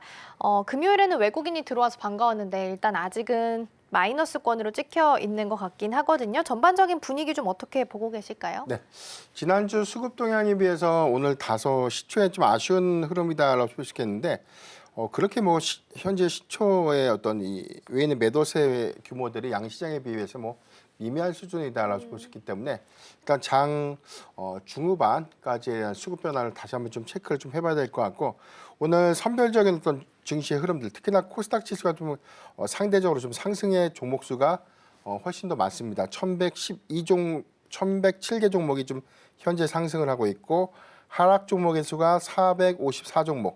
코스피의 경우에는 지금 상승 종목 수가 소폭 좀 많기는 하지만 하락 종목 수도 329종목으로서 지금 코스닥 대비해서에 대한 어떤 종목 희비는 코스피가 좀 더 종목 희비 양상이 좀 더 확연하게 좀 나타내주고 있는 형국이 아닌가라고 볼 수가 좀 있겠고 최근에 미결제 약정 건수가 지난 금요일 그리고 오늘 월요일 시초에 대해서 소폭 좀 상승을 좀 하고 있는 그런 부분들은 시장의 어떤 선물 지표 역시도 방향을 롱 포지션 전략 특히나 단기적 관점에서 하락보다는 상승의 어떤 무게감을 좀 더 실어주는 거래 유형들을 좀 나타내주고 있는데 전반적인 어떤 미결제 약정 건수가 한 29만 건까지 좀 가야 되는 시그널 지표를 좀 본다면 현재 해당된 지표도 좀 미미할 수준이 되지 않나라고 볼 수 있겠고 다만 좀 긍정적으로 좀 볼 수 있는 우리가 지표들은 코스피의 경우에서는 뭐 PBR 기준에서에 대한 저가 형성 구간 그래서 지금 심리적 지지선이었던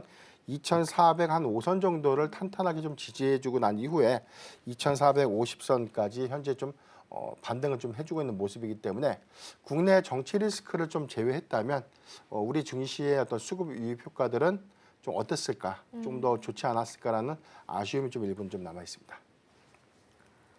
네, 일단은 상승 쪽으로 베팅하는 흐름이 좀 포착되고 있다라는 부분, 그리고 심리적인 지지선으로 보이는 한 2,405선 정도 지지하면서 계속 반등은 좀 지켜줍니다. 오늘 양시장에서 개인 투자자가 이끌어가고 있으나 덜어내는 양이 많지는 않다라는 게 주된 이야기였을 것 같고요. 지난주 금요일 같은 분위기가 계속 이어졌으면 좋겠는데 일단 지수 자체만 놓고 봤을 때는 추가적인 상승을 이어가고 있긴 합니다. 연속성이나 추가 상승을 기대할 수 있을지 궁금하고요. 만약에 반등에 좀 의미를 둬도 괜찮을까요? 수급 연속성 관점에서는 조금 더 우리가 좀 기대할 수 있는 요인들 좀 남아 있죠. 일단 CS2025 관련된 단기적 이벤트들을 우리가 좀 주목을 좀 해봐야 될 것 같은데 오늘 선별적인 어떤 종목들의 개별 흐름을 보면 모두 다 CS20에 관련된 기대 요인들을 좀 갖고 있는 종목들. 특히나 뭐 모빌리티, 자율주행, 오늘 양자, 그리고 양자 암호. 그다음에 오늘 전반적으로는 HBM 관련주들의 흐름도 굉장히 좀 강한 흐름들 보여주고 있는데 엔비디아의 젠슨 CEO가 8년 만에 기조연설을 하게 되고 여기서 차세대 AI 칩에 관련된 기술을 공개할 수 있다라는 어떤 기대감들이 오늘 일부 좀 반영을 좀 해주면서 오늘 시총상위 종목들 안에서는 지금 SK 하이닉스가 상대적으로 시초에 좀 강한 흐름들 좀 보여주고 있기 때문에 양 거래일 거쳐서 한 18만 8,900원, 19만대 돌파 일전에 좀 앞두고 있는 그런 흐름들은 견주원의 HBM에 관련된 기대감들 내지는 차세대 AI 칩에 관련된 기대 요인들을 일부 반영시키고 있는 모습이 아닌가라고 볼 수 있겠고 삼성전자가 오늘 상승폭을 좀 확대시키고 있지 못하는 그런 흐름들은 이번 주 좀 실적 발표가 있죠. 잠정 실적 발표 좀 앞두면서 사실 시장의 어떤 우려감들, 일부 이 범용 반도체에 관련된 외형 축소 부분들이 실적의 추정치를 좀 하향시킬 수 있는 우려감들,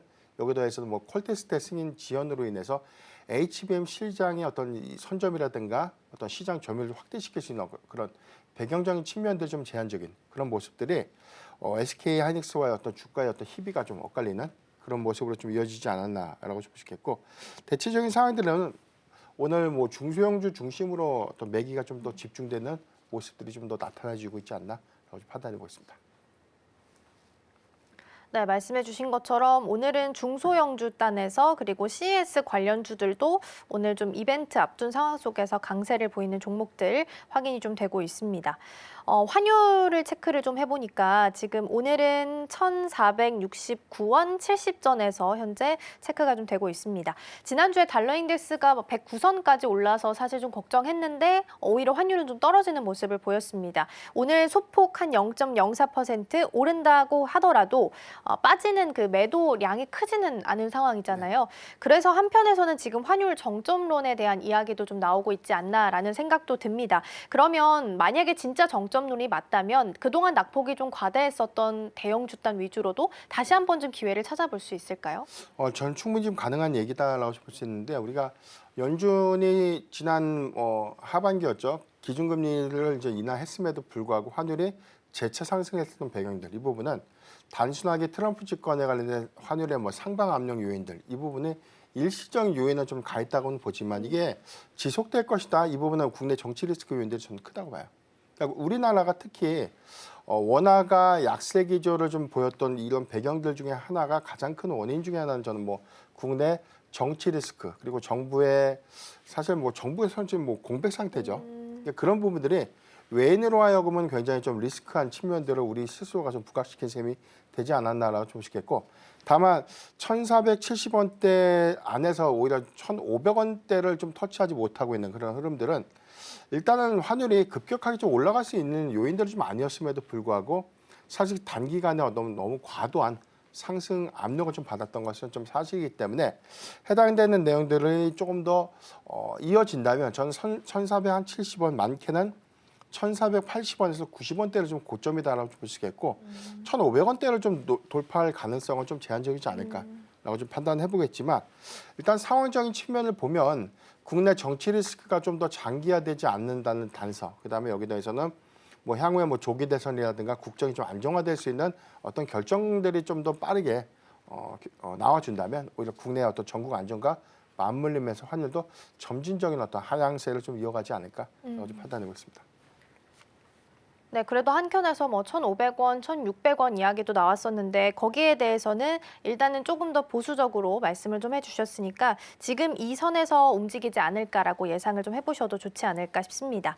오늘 외국인과 기관 순매수 확인해 보면 상위 테마 중에 하나가 네이버가 양쪽에서 모두 다 확인이 좀 되고 있습니다. 그래서 AI 소프트웨어 쪽 확인해 보면 미국 시장에서도 AI 소프트웨어 ETF 관련주들 수급이 좀 나쁘지 않고 네. 비중 살펴봤을 때도 의외로 뭐 세일즈포스나 혹은 오라클 같은 종목들도 비중 꽤나 높게 ETF의 자리를 좀 하고 있습니다. 오늘도 이렇게 담아가는 걸 봤을 때는 우리 시장도 2025년에 AI 소프트웨어 여전히 커플링 되면서 갈 만한 가능성도 점쳐지고 있는 걸까요? 일단 네이버의 최근의 주가 하락 부분들은 사실 뭐 빠질 이유가 특히나 없었는데 만약에 좀 딱히 이유를 좀 찾자면 사실 최근에 신세계 그룹이죠. 정영진 부회장이 미국의 지금 트럼프 대통령 당선인 좀 만나고 난 이후에 이후의 행보가 좀 미국에 관련된 향후 정책 기대감들이 일부 좀 반영이 됐었고 두 번째는 알리와 사실 이 협업 관계를 통해서 국내 어떤 이커머스 시장에 관련된 어떤 확장성 이 부분이 네이버 이커머스의 시장을 좀 위축시킬 수 있다는 우려감들이 일부가 좀 반영이 되면서 조정을 좀 받은 것이고 다만 우리가 좀 기대할 수 있는 요인들은 네이버 4분기 실적도 주목을 해봐야 될 것 같아요. 3분기 사상 최대 실적 기조를 유지했지만 4분기에도 지금 이 검색 광고 부분에 관련된 매출 확장성들이 3분기에 이미 좀 확인했던 부분들 여기에 대해서는 이커머스 부분들은 크게 확장세를 보여주고 있지 못했지만 3분기에 대다수의 어떤 회복률을 좀 보여줬다는 점에 대한 의미가 좀 있겠고 이 부분이 내년도 전략에서는 AI와 좀 결합된 B2B 매출이 가시성 있는 어떤 성과로 좀 이어진다는 점 여기에 대해서는 쇼핑 부분에 대해서는 AI의 접목 효과가 좀 크다고 봅니다. 지금 네이버 쇼핑의 경우에는 사실 AI와 좀 연동되는 어떤 상품의 어떤 이 노출이라든가 유형별의 어떤 노출 빈도 같은 것들 이런 것들이 지금 자체 어떤 네이버 검색 플랫폼과 좀 맞물리면서 가장 큰 수혜로 좀 이어질 수 있겠고 여기에 대해서는 지금 네이버가 사실 이 AI 검색 엔진의 어떤 생성형 어떤 서비스가 올해 좀 일부 좀 반영되는 부분들이 단기에 우리가 많은 것을 좀 기대할 수는 없지만 성과로 좀 점진적으로 좀 입증되고 있는 점. 가장 중요한 어떤 검색 그리고 광고 서비스의 호조, 이커머스 부분이 올해보다 내년도에 관련된 기대 요인들이 좀 크다는 과정에서는 AI와 맞물리는 또 다른 모멘텀에 대해서 우리가 좀 다르게 좀 해석을 해야 되지 않을까라고 좀 볼 수 있기 때문에 저는 최근에 20만 원을 좀 하회했던 네이버 주가는 오히려 매수에 좀 기회가 좀 되지 않았나라고 볼 수 있기 때문에 과거와 좀 다른 양상의 네이버는 좀 점진적으로 우리가 우상향 향할 수 있는 요건들 계속해서 주목해보자라고 좀 판단하고 있습니다. 네, 뭐 V자 반등이라기보다는 점진적인 우상향을 예상을 좀 해주셨습니다. 일단은 AI랑 맞물리면서 또 다른 모멘텀이 생겨나가는 중이고 지금 12월 12일이 전고점이 지금 22만 원입니다. 오늘이 20만 6천 원 선에서 거래되고 있기 때문에 아직 룸 조금 더 열려 있는 상황이다라는 점도 함께 챙겨드리도록 하겠습니다. 자, 그럼 오늘 시장 안에서는 어떤 테마들이 좀 움직임 보이고 있는지 확인해 보도록 하겠습니다. 네, 첫 번째는 모빌리티부터 확인을 해보도록 하겠습니다. 이쪽은 CES 모멘텀을 좀 같이 오늘은 좀 많이 받아가고 있는 것 같고요. 모빌리티뿐만 아니라 앞서서 우리 대표님께서 말씀해 주신 것처럼 CES랑 연관 지을 수 있는 뭐 양자 암호 쪽도 오늘 개장하고 나서 굉장히 큰 시세를 좀 같이 내고 있는 상황입니다. 모빌리티 하면 또 자율주행 쪽도 빼놓을 수 없을 텐데 FSD 관련해서는 머스크 트레이드랑 연결되어 있기 때문에 트럼프 취임 이후에도 오히려 추가적으로 좀 혜택을 볼 수 있지 않을까라는 긍정적인 시각들도 많이 열려 있는 상황입니다. 그럼 이어서 두 번째 열어보겠습니다. 두 번째는 반도체입니다. 정말 오랜만에 오늘 HBM 위주로 해서 좀 시세가 붙고 있는 상황이고요. 대형주 단에서는 SK하이닉스가 조금 더 강하게 움직임 보여주고 있고 더불어서 추가적으로 소부장 단에서 특히나 HBM 관련한 종목들 위주로 특히 강세를 좀 보이고 있습니다. 반도체 전략들 오늘 꼼꼼하게 체크해 보도록 하겠고요. 세 번째 열어보겠습니다.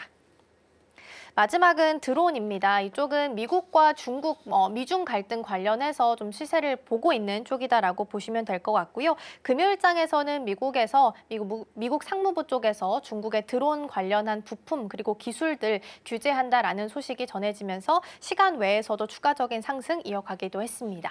자, 이렇게 세 가지 테마 함께 살펴봤고요. 대표님 이 중에서는 어떤 쪽부터 먼저 보면 좋을까요? 네, 저는 오늘 모빌리티 관련 종목들 좀 계속해서 관심 있게 봐야 된다라고 말씀드리겠는데 모빌리티 범위가 큽니다. 여기에는 자율주행도 접목될 수 있고 PBV, 목적 기반 모빌리티 그리고 SDV 차량용 소프트웨어 중심의 전환 관련된 어떤 기술들을 SDV라고 불리고 있는데 세 가지 모두 다 종합적으로 우리가 모빌리티 기술이다라고 좀 통칭할 수 있겠고요.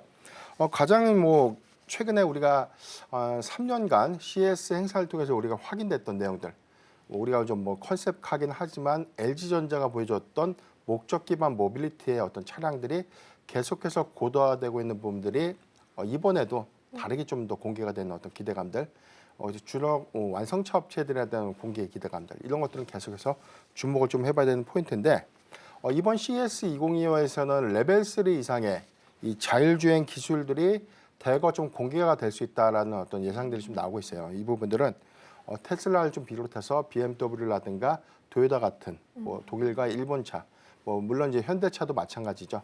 해당되는 완성차 업체들의 모빌리티 기술 좀 선보인 컨셉트카들에 대한 공개 부분 여기에 좀 적용되고 있는 운전자 중심의 어떤 안전 시스템들이라든가 주행 보조 시스템 같은 대거 기술들이 좀 더 반영된 그런 시스템들이 좀 탑재된 컨셉트카 내지는 해당 기술의 어떤 공개가 좀 예상되고 있고 자율주행의 핵심 구현 기술 우리가 좀 크게 세 가지로 좀 구분할 수 있죠.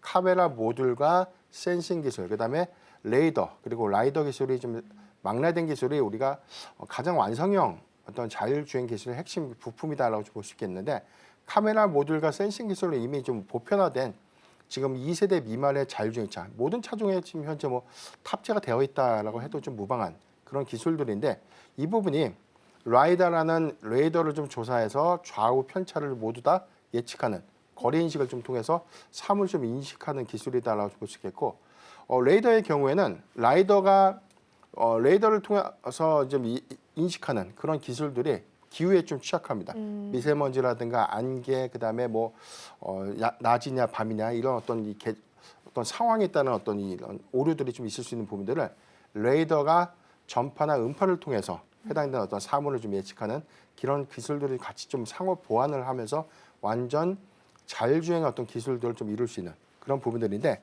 해당되는 기술들이 이번에 얼마만큼 좀 고도화를 좀 이뤘고 언제쯤 상용화가 좀 될 수 있는지 이런 부분들이 중요한 체크 포인트가 좀 되지 않을까라고 볼 수 있겠습니다.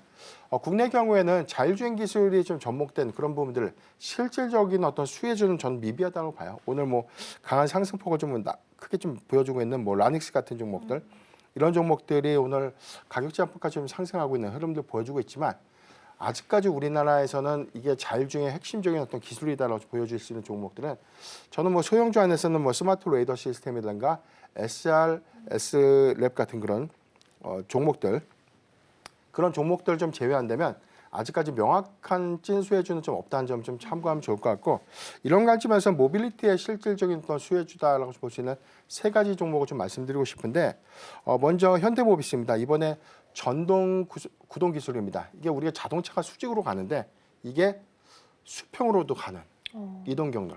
그러니까 우리가 목적 기반 모빌리티와는 좀 다른 수직 수평이 모두 다 이제 차량 구동이 좀 가능한 모비온이라는 이 기술이 이번에 좀 대거 좀 공개가 좀 될 예정이고요.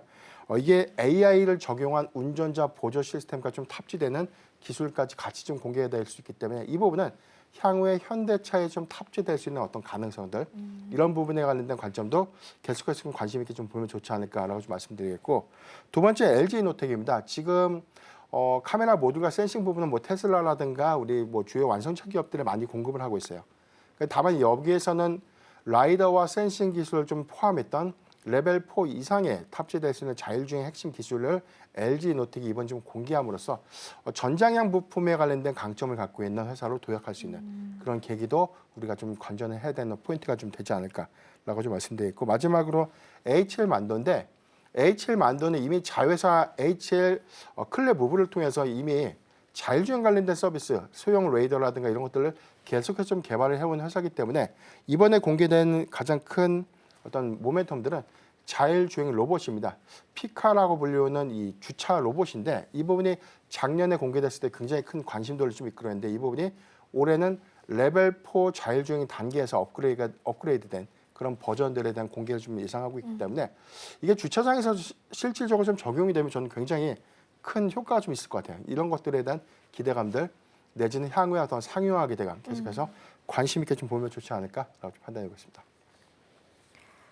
네, 지금 우리 탑픽 종목으로 3가지 꼽아주셨습니다. 이 종목만 봐도 좀 펀더 튼튼한 종목들이지 않나라는 생각 드는데 현대모비스, HL만도, 스마트 레이더 시스템 꼽아주셨으니까 참고해 보시면 좋겠고요. 어쨌든 CES 관련해서 또 추가적인 상승세를 이어갈 수 있지 않을까라는 기대감도 같이 모으고 있습니다. 그렇다면 대표님, CES가 현지 시간 기준으로 1월 7일 시작입니다. 그렇다면 뭐 사실상 우리 시장 기준으로 하면 오늘이랑 내일 정도 이벤트 앞둔 상황 속에서 관련주들 거래를 좀 할 수 있을 것 같은데 이벤트 앞둔 상황 속에서 지금 일단 만약에 차익을 좀 실현하는 게 세론을 좀 대비하는 게 맞을까요? 네, 냉정하게는 사실 세론 대비하는 게 훨씬 맞죠. 지금은 여기서부터 우리가 추격해서 매수하는 것보다는 올라갈수록 비중을 점진적으로 조금씩 좀 줄어나가는 전략이 좀 유효하지 않을까. 우리가 CES 2025 작년 2024에서 확인을 좀 했었죠. 작년에는 CES 2024에 관련된 모멘텀들 사실 좀 덜 반영됐어요. 그런데 워낙 올해 같은 경우에는 제한된 수급, 제한된 유동성이 사실 이번에 단기적 기대감으로서 일부가 좀 반영됐다라고 보는 게 좀 명확하기 때문에 수급의 연속성 관점에서는 뭐 로봇 섹터든 AI든 모빌리티든 이런 섹터의 경우에도 기대감들은 계속해서 우리가 주목을 좀 해봐야 되겠지만 올라갈수록 비중을 좀 일부 좀 줄여가는 전략이 좀 유효하지 않을까. 그렇다면 우리가 CES 20 이후에 관련된 관점에서 보면 낙폭이 줄 때는 실질적인 어떤 옥석 가리기 내진 수급의 연속성들이 보여질 수 있는 그런 종목들은 중소형주가 아니라 대형주 중심에서 좀 나타내지는 부분들을 우리가 감안을 좀 해야 될 것 같고 공교롭게도 CES 2025 행사 끝나고 난 이후라면 바로 또 구정입니다. 구정 지나면 또 2월에 결산 시즌이에요. 3월에 사업보고서 주총대회 끝나고 나면 또 다시 이제 4월로 오는 시점이기 때문에 계절적인 어떤 수급의 정체 시기인 2월과 3월엔 우리가 좀 특히 더 조심을 해야 된다는 관점에서 보면 점진적인 현금 보유를 이미 우리가 좀 준비를 좀 일부 좀 해야 되는 구간이 좀 되지 않을까라고 좀 판단하고 있습니다. 네, 오히려 냉정하게 보면 이벤트 앞둔 상황 속에서 세론에 대비하는 게 맞아 보일 것 같고요. 2월과 3월에는 수급상 좀 정체기가 올 수 있기 때문에 오히려 지금 플러스권에 계신다면 차익을 조금씩 실현하면서 현금 비중을 상대적으로 높여가는 타이밍이 돼야 될 것 같습니다. 오늘 오랜만에 반도체 쪽에 좀 시세가 돌고 있어서 이 부분도 체크를 해보겠습니다. 가장 눈에 띄는 건 또 대장주 중 하나가 SK 하이닉스가 아닐까 싶습니다. 금요일장에서 한 6% 넘게 종가를 형성을 했고 오늘 3% 넘게 또 추가적인 상승세를 이어가는 중입니다. 자, 그러면 지금 18만 8,600원인데 단기 고점이 20만 6천 원 10월 25일에 있었습니다. 여기 지금 노려볼 수 있는 구간에 있는 거예요?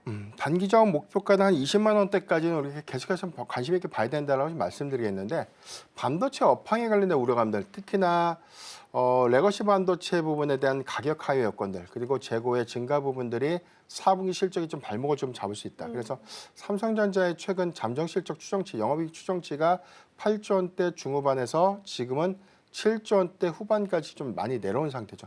보수적으로는 7조 원대 초반까지 좀 내려왔기 때문에 만약에 해당되는 지표까지 내려오게 되면 어닝 쇼크가 좀 되는 셈이기 때문에 이 부분은 우려가 좀 될 수 있는 요인인데 SK하이닉스의 경우에는 이런 우려감에도 불구하고 지금 HBM 시장에서에 대한 선점 효과들 그리고 가격 상승 효과들을 좀 잘 이끌고 가고 있는 형국이기 때문에 사상 최대 실적 달성 기조를 유지하고 시장의 전망치를 대체적으로 좀 부합하거나 소폭 좀 하회는 하겠지만 SK하이닉스에 대한 걱정은 좀 크게 되고 있는 상황들은 아니죠. 다만 시장의 전반적인 반도체 업황들이 지금 뭐 전반적인 어떤 HBM만 좀 특별하게 더 반영될 수 있는 그런 구간들이 좀 아니었기 때문에 이런 우려감들이 저는 상당히 좀 선반영이 됐다고 보시겠고 이번에 엔비디아가 향후에 AI 전략을 좀 어떻게 좀 가져가는 것인가 이 부분에 관련된 어떤 전략 지시도 굉장히 좀 중요한 체크 포인트가 좀 될 것이고 두 번째는 커스텀 반도체가 이제 개화 시장이 좀 됐다는 것입니다. 그렇죠. 이 부분이 대량 양산 부분들은 아니지만 지금 빅테크 기업들의 자체 개발 칩들은 비단 빅테크 기업들 일부에서 끝나는 것이 아니라 앞으로 계속해서 이어질 수 있는 커스텀 반도체 수요들을 집중적으로 볼 때 이 부분은 메모리 반도체 3사, 마이크론이라든가 삼성전자, SK하이닉스에 분명 좀 좋은 효과로 좀 이어질 수 있는 부분들 이런 것들을 좀 고려해 봤을 때 저는 이제 끝이 아니라 이제부터 시작 관점에서 SK하이닉스 긍정적으로 계속해서 보자라고 좀 판단하고 있습니다. 네, 반도체 쪽도 뭐 V자 반등을 그린다기보다는 장기적으로 봤을 때 중장기적으로 우상향 곡선을 그릴 것으로 예상을 좀 해주셨습니다. 추가적으로 커스텀 반도체 개화 말씀해 주셨는데 엔비디아도 또 에이직 반도체 시장에 뛰어든다, 뭐 부서 만든다, 뭐 이런 소식도 있기 때문에 2025년에는 또 새로운 트렌드가 하나 더 생겨나지 않을까라는 예상도 조심스럽게 해보도록 하겠습니다. 삼성전자는 단독 뉴스긴 합니다만 제가 앞서서 브리핑에서 전해드린 것처럼 HBM4에 들어가는 HBM 가장 마지막 단에 있는 이 로직다이 관련해서 테스트 생산 이야기가 나왔습니다. 물론 단독 뉴스이기 때문에 뉴스 체크를 조금 더 해볼 필요는 있겠습니다만 만약에 이게 진짜 맞다면 HBM4에 지금 사활을 걸어야 되는 상황 속에서 이런 기사가 나왔다면 실제적으로 진짜 한 방 보여줄 수 있을까요? 저는 상당히 근거가 있는 보도다라고 좀 말씀드리고 싶은데 제가 삼성전자에 관련된 내용들을 긍정적으로 좀 대변하는 것이 아니라 HBM3 전략에서는 이미 삼성전자가 패착을 인정했어요. 그렇죠. 이미 컨퍼런스 콜에서 우리 내부적인 어떤 문제가 있었다는 것을 시인을 했고 이 부분을 계속해서 공정수율 과정 거치고 있지만 우리가 냉정해서 보면 지금 엔비디아의 퀄 테스트 승인돼 안 돼서 공급을 못 하고 있는 것이 아닙니다. 이미 공급하고 있습니다.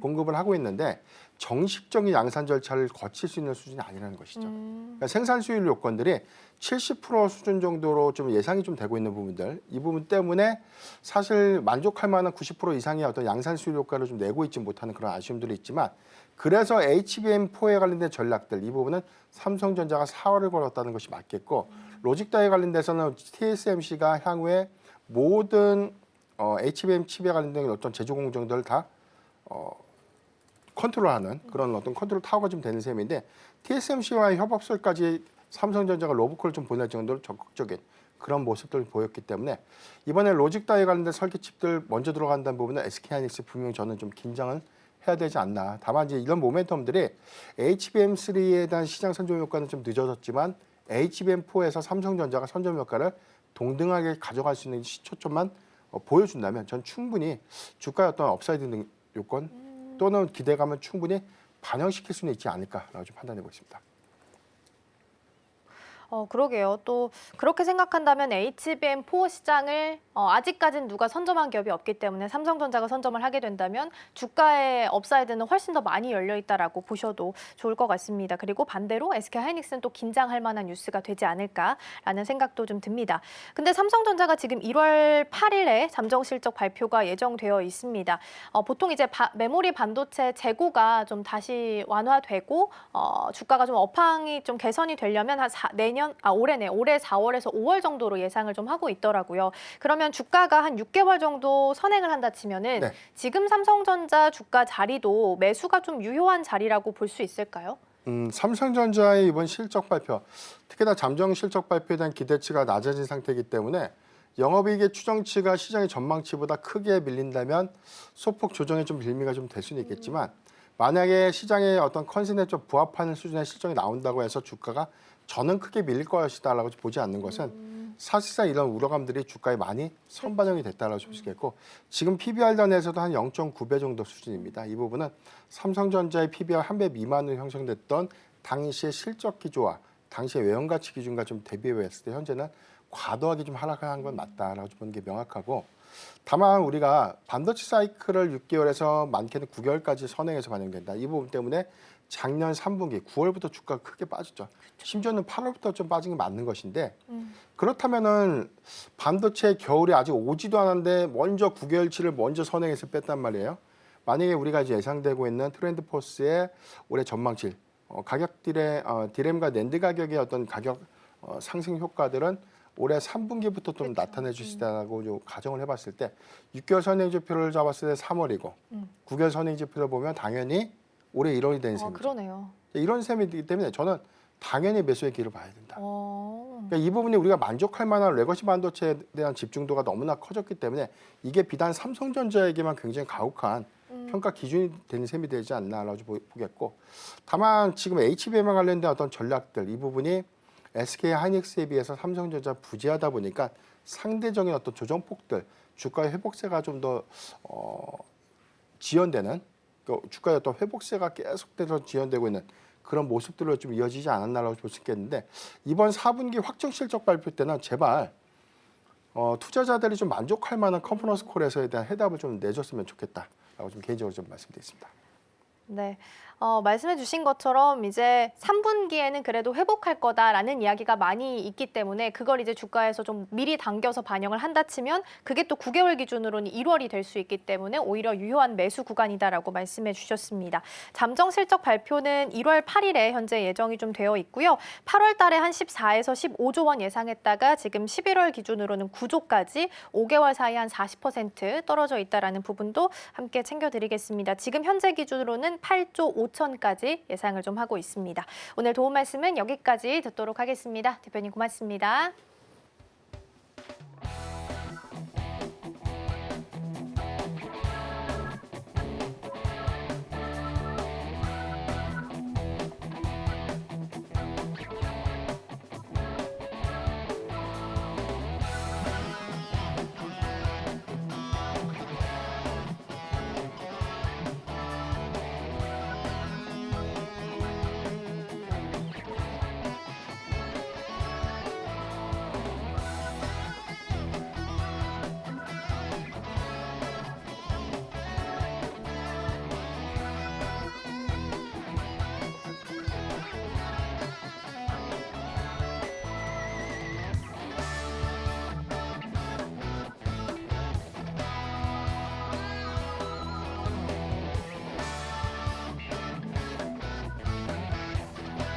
실시간 헤드라인입니다.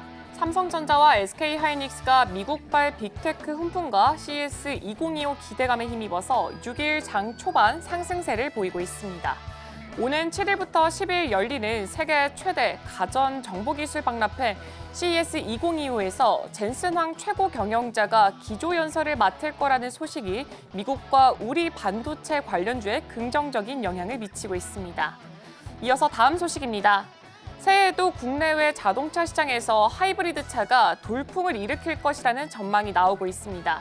전기차 캐즘 장기화 속에서 충전 인프라 부족에 따른 불편, 보조금 삭감 등 혜택 축소로 소비자들이 순수 전기차 구입을 망설이는 상황이지만 친환경 자동차 수요가 증가하고 있는 만큼 내연기관과 전기 모터를 동시에 사용하는 하이브리드 모델이 차세대 지위를 유지하고 있다는 분석이 제기되고 있습니다. 다음 소식입니다. 지난달 비상계엄 사태와 강달러 현상으로 환율이 1,400원대 후반까지 치솟았지만 오히려 우리나라 외환 보유액은 3개월 만에 소폭 증가한 것으로 나타났습니다. 한국은행이 6일 발표한 2024년 12월 말 외환 보유액을 보면 지난달 말 기준 우리나라 외환 보유액은 4,156억 달러로 전월 말보다 2억 1천만 달러 늘어난 것으로 집계됐습니다. 다음 소식입니다. 국내 사모펀드 KL파트너스에 인수되는 마녀공장이 강세를 보이고 있습니다. 투자은행에 따르면 KL파트너스는 마녀공장의 최대 주주인 LNP 코스메틱의 보유한 지분 51.87%를 약 1,900억 원에 인수하는 내용의 양해각서를 체결한 것으로 전해졌습니다.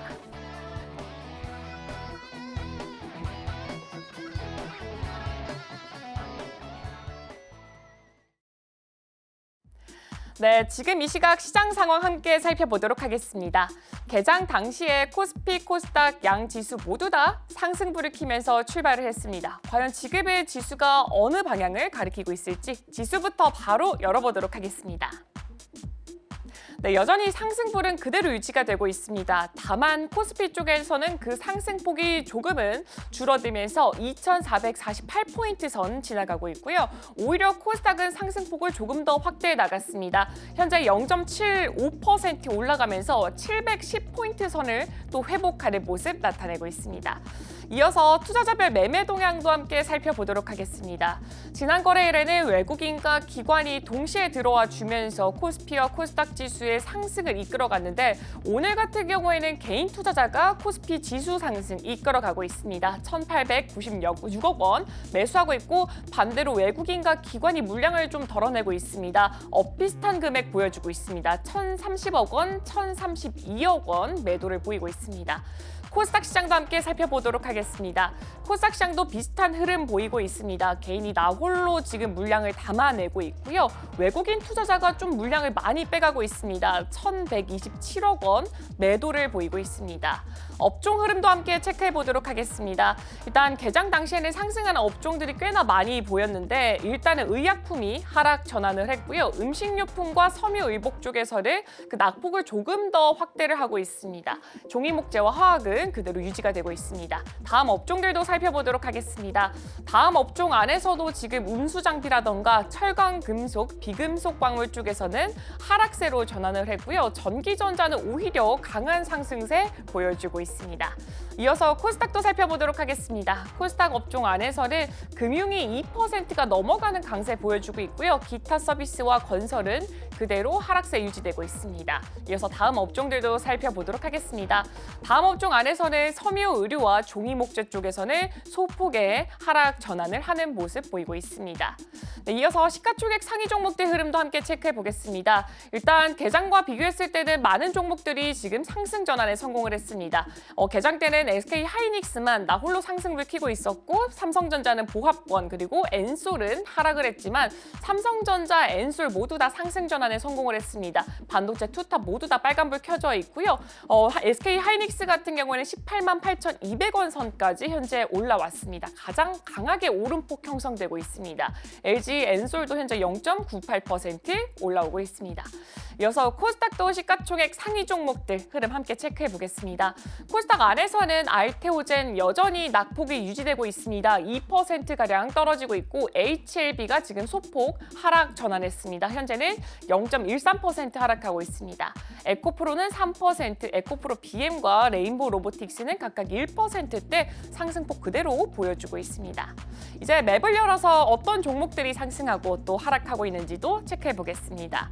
개장했을 때는 그래도 상승하는 종목들 훨씬 더 많이 보였습니다. 지금은 업종별로 묶어서 봤을 때 상승하는 종목들이 많이 자리한 이쪽 업종들이 있는가 반면에 오히려 지금 하락하는 종목들이 훨씬 더 많이 자리한 업종들도 보여지고 있습니다. 네, 가장 먼저 금융업부터 살펴보도록 하겠습니다. 전반적으로 하락하는 종목들이 훨씬 더 많이 보이고 있습니다. 이 소셜미디어 X의 최고 경영자가 X머니를 출시하겠다라고 예고를 하면서 우리 시장 안에서도 지금 전자결제 관련된 카카오페이라던가 KG 이니시스 관련된 종목들의 움직임이 크게 보였습니다. 오늘장 안에서도 그 흐름 이어갈 수 있을지 함께 체크해 보시면 좋을 것 같고요. 카카오뱅크는 현재 0.23% 올라가고 있습니다. 이어서 다음 섹터 넘어가 보도록 하겠습니다. 다음 섹터는 의료기술 쪽 확인해 보도록 하겠습니다.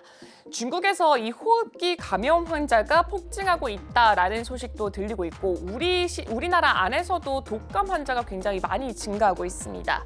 일단은 2024년 마지막 주 이 1,000명 중에 독감 증상을 보인 의심 환자 수를 나타내고 있는 이 독감 의사 환자 분율 같은 경우에는 73.9만 명을 기록을 했었습니다. 근데 그 전주에 31.3만 명에 비해서는 무려 136%나 급증했다라는 소식에 폐렴이라던가 코로나19 그리고 마스크에 관련된 종목들 지금 현재 강하게 주목받고 있습니다. 오늘 지금 시장 안에서는 개별적으로 종목들 몇몇 개만 좀 올라가는 흐름 보여주고 있고요. 나머지 종목군들은 오히려 하락세를 좀 강하게 나타내고 있습니다. 이어서 다음 섹터 넘어가 보도록 하겠습니다.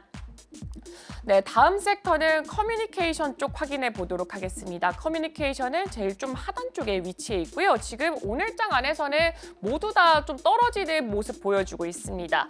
증권사에서 이 통신 서비스 3사 같은 경우에는 12월 개월 투자 의견의 비중 확대를 했습니다.